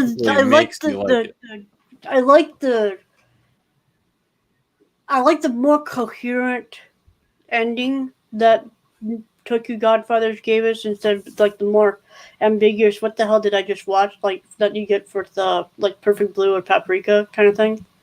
It's got a more concrete story and ending, and it's not like it's a feel good Blue. movie. What's going on? Movie, not a downer movie like Paprika or like a Perfect Blue is. Yeah. I mean, that's just is Millennium Actress a feel good movie? I think it's more my personal taste than anything critical. Okay. Hey, on the subject, kind of, there's a lot of references to Millennium Actress and Perfect Blue in Tokyo Godfathers. They literally had the posters up for those. Yeah, movies. I think I kind of saw some posters up. Yeah, there's the two posters, and then I swear to God, when they were in the train and they're all packed together, I think wasn't one of the characters there that was like holding their nose because the main art the Godfather. All of them did. Well, yeah, I know that, but wasn't there one of them? Wasn't that the girl from Perfect Blue that was in the train with them? I didn't even look for that kind of stuff, but they're all like the same character design on a different like body. Right. Well, that no, it's the scene where when they're all packed in the train and stalled by the snow. Yeah. Well, yeah, and then she jumps out the window and runs away after she sees her dad in the train that was like next to him. Yep. One of the people in that, I swear to God, one of the people in that train with them is the camera lingered on her like twice. Mima. Yeah, let's go with that. I don't know the character's name. I swear she was the girl from Perfect Blue, or one of his other stories, I suppose. I don't know. Yeah, this was his third movie, I think. He did Perfect Blue and Millennium Actress before this one. So, and we're I don't watching think it in chronological, basically. Yeah. So next we have to watch Paranoia Agent before we watch Paprika. Then I'm down for that because I didn't re-buy it. This is my first time buying it. Same. So I guess if I had to pick, I don't know what I'd put because honestly, I'm not that crazy about Satoshi Kon so far, and we're already like I guess halfway through his discography, if you will. Yeah, I don't think any of them are really a home run for me, so I can't really pick. All I know is that Perfect Blue's the bottom. Yep. Because that was just like, what's going on, man? And they didn't even confirm my theory that the horse face guy was the son of what's her face, Rumi. So right. lost opportunity there. But overall, like. I didn't regret my time with this movie because I thought it was going in a good direction. At the beginning, though, I wasn't really feeling it. I'm like, I'm not sure what I was hoping to get out of it. but then eventually, it built up like Jin and what's her name, and that was about it. Yeah, I was like, I like where this is going now. I like the constant coincidences that Jin's daughter name was Kyoko, the mob boss's daughter was named Kyoko. They named the baby Kyoko. I loved all the constant. You mean I mean, that was. Hey guys, sorry to interrupt. I gotta go myself, but last thing I'm gonna say on it is I like the movie. That being said, it's not something I would have normally watched on my own. So, I mean, I can take it or leave it. But anyhow, I'll let you guys get back to it. Sorry, I gotta go. Coming, Dan. All right, talk to you later, Dan. See you later. Bye. Damn it, what was I saying? Talking about the coincidences.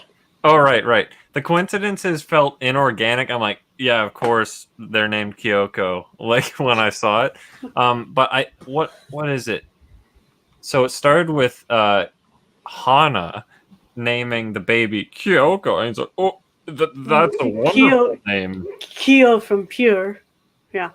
Yeah, and so his daughter was named Kyoko, and then when he runs into his daughter again, of course her name's going to be Kyoko. That makes sense. I'll buy that. And then the third one being, what is it? Kyoko's the name of the daughter at the wedding. Okay, that's where I'm like, okay, that's just dumb. But yeah.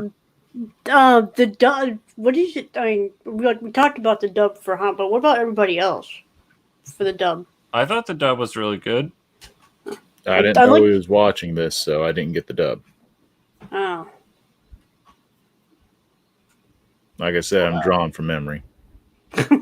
I like for Han, like Miyuki's dad. He only had two lines, like one in the flashback, and it's like, oh, they had Crispin Freeman just for those 2 lines. Really?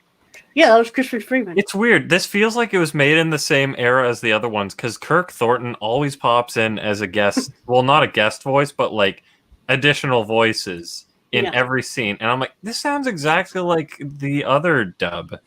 Yeah. So I don't know. That was kind of interesting. No, like Perfect Blue, I think. Oh, for Perfect Blue. Oh. Was that it? I don't know. I've seen a number of things with Kirk Thornton specifically being additional voices. I'm like, I can hear that in you. You're Garurumon, man. I mean, what? And like the mob boss being Jameson Price. I always loved hearing his voice. I can't say I know off the top of my head who that guy voices. Like outside. You've seen Fate Zero, right? No. Oh. I was gonna say he's Ryder in Fate Zero, who's the best character in that series, but he played Kirei in the original Fate Stay Night series. Well, that was like 2 lines, so yeah, well, more than 2 lines, but yeah. Sorry, 4 lines. Okay, that's right. Close enough. Yeah, okay. So yeah, there we have it. I guess. Unless Augie wants to conclude his concluding statement. Recently, I finally made a complete collection video of the bookcases that you see behind me. So please check that out on the channel.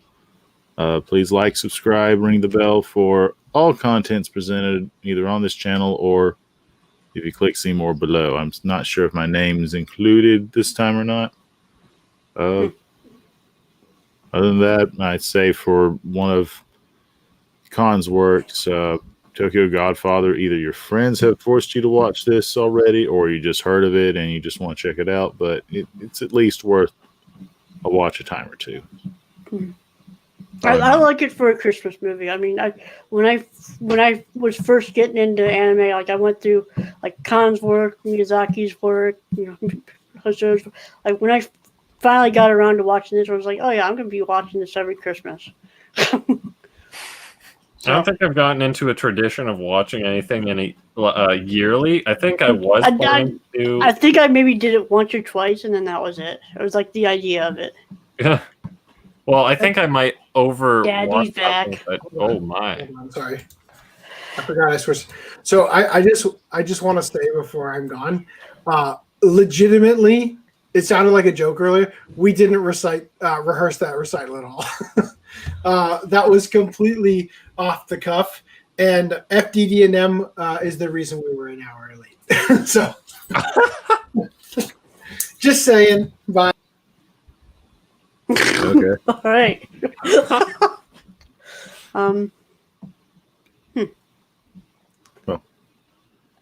Conclude or continue? Where were we? I don't know.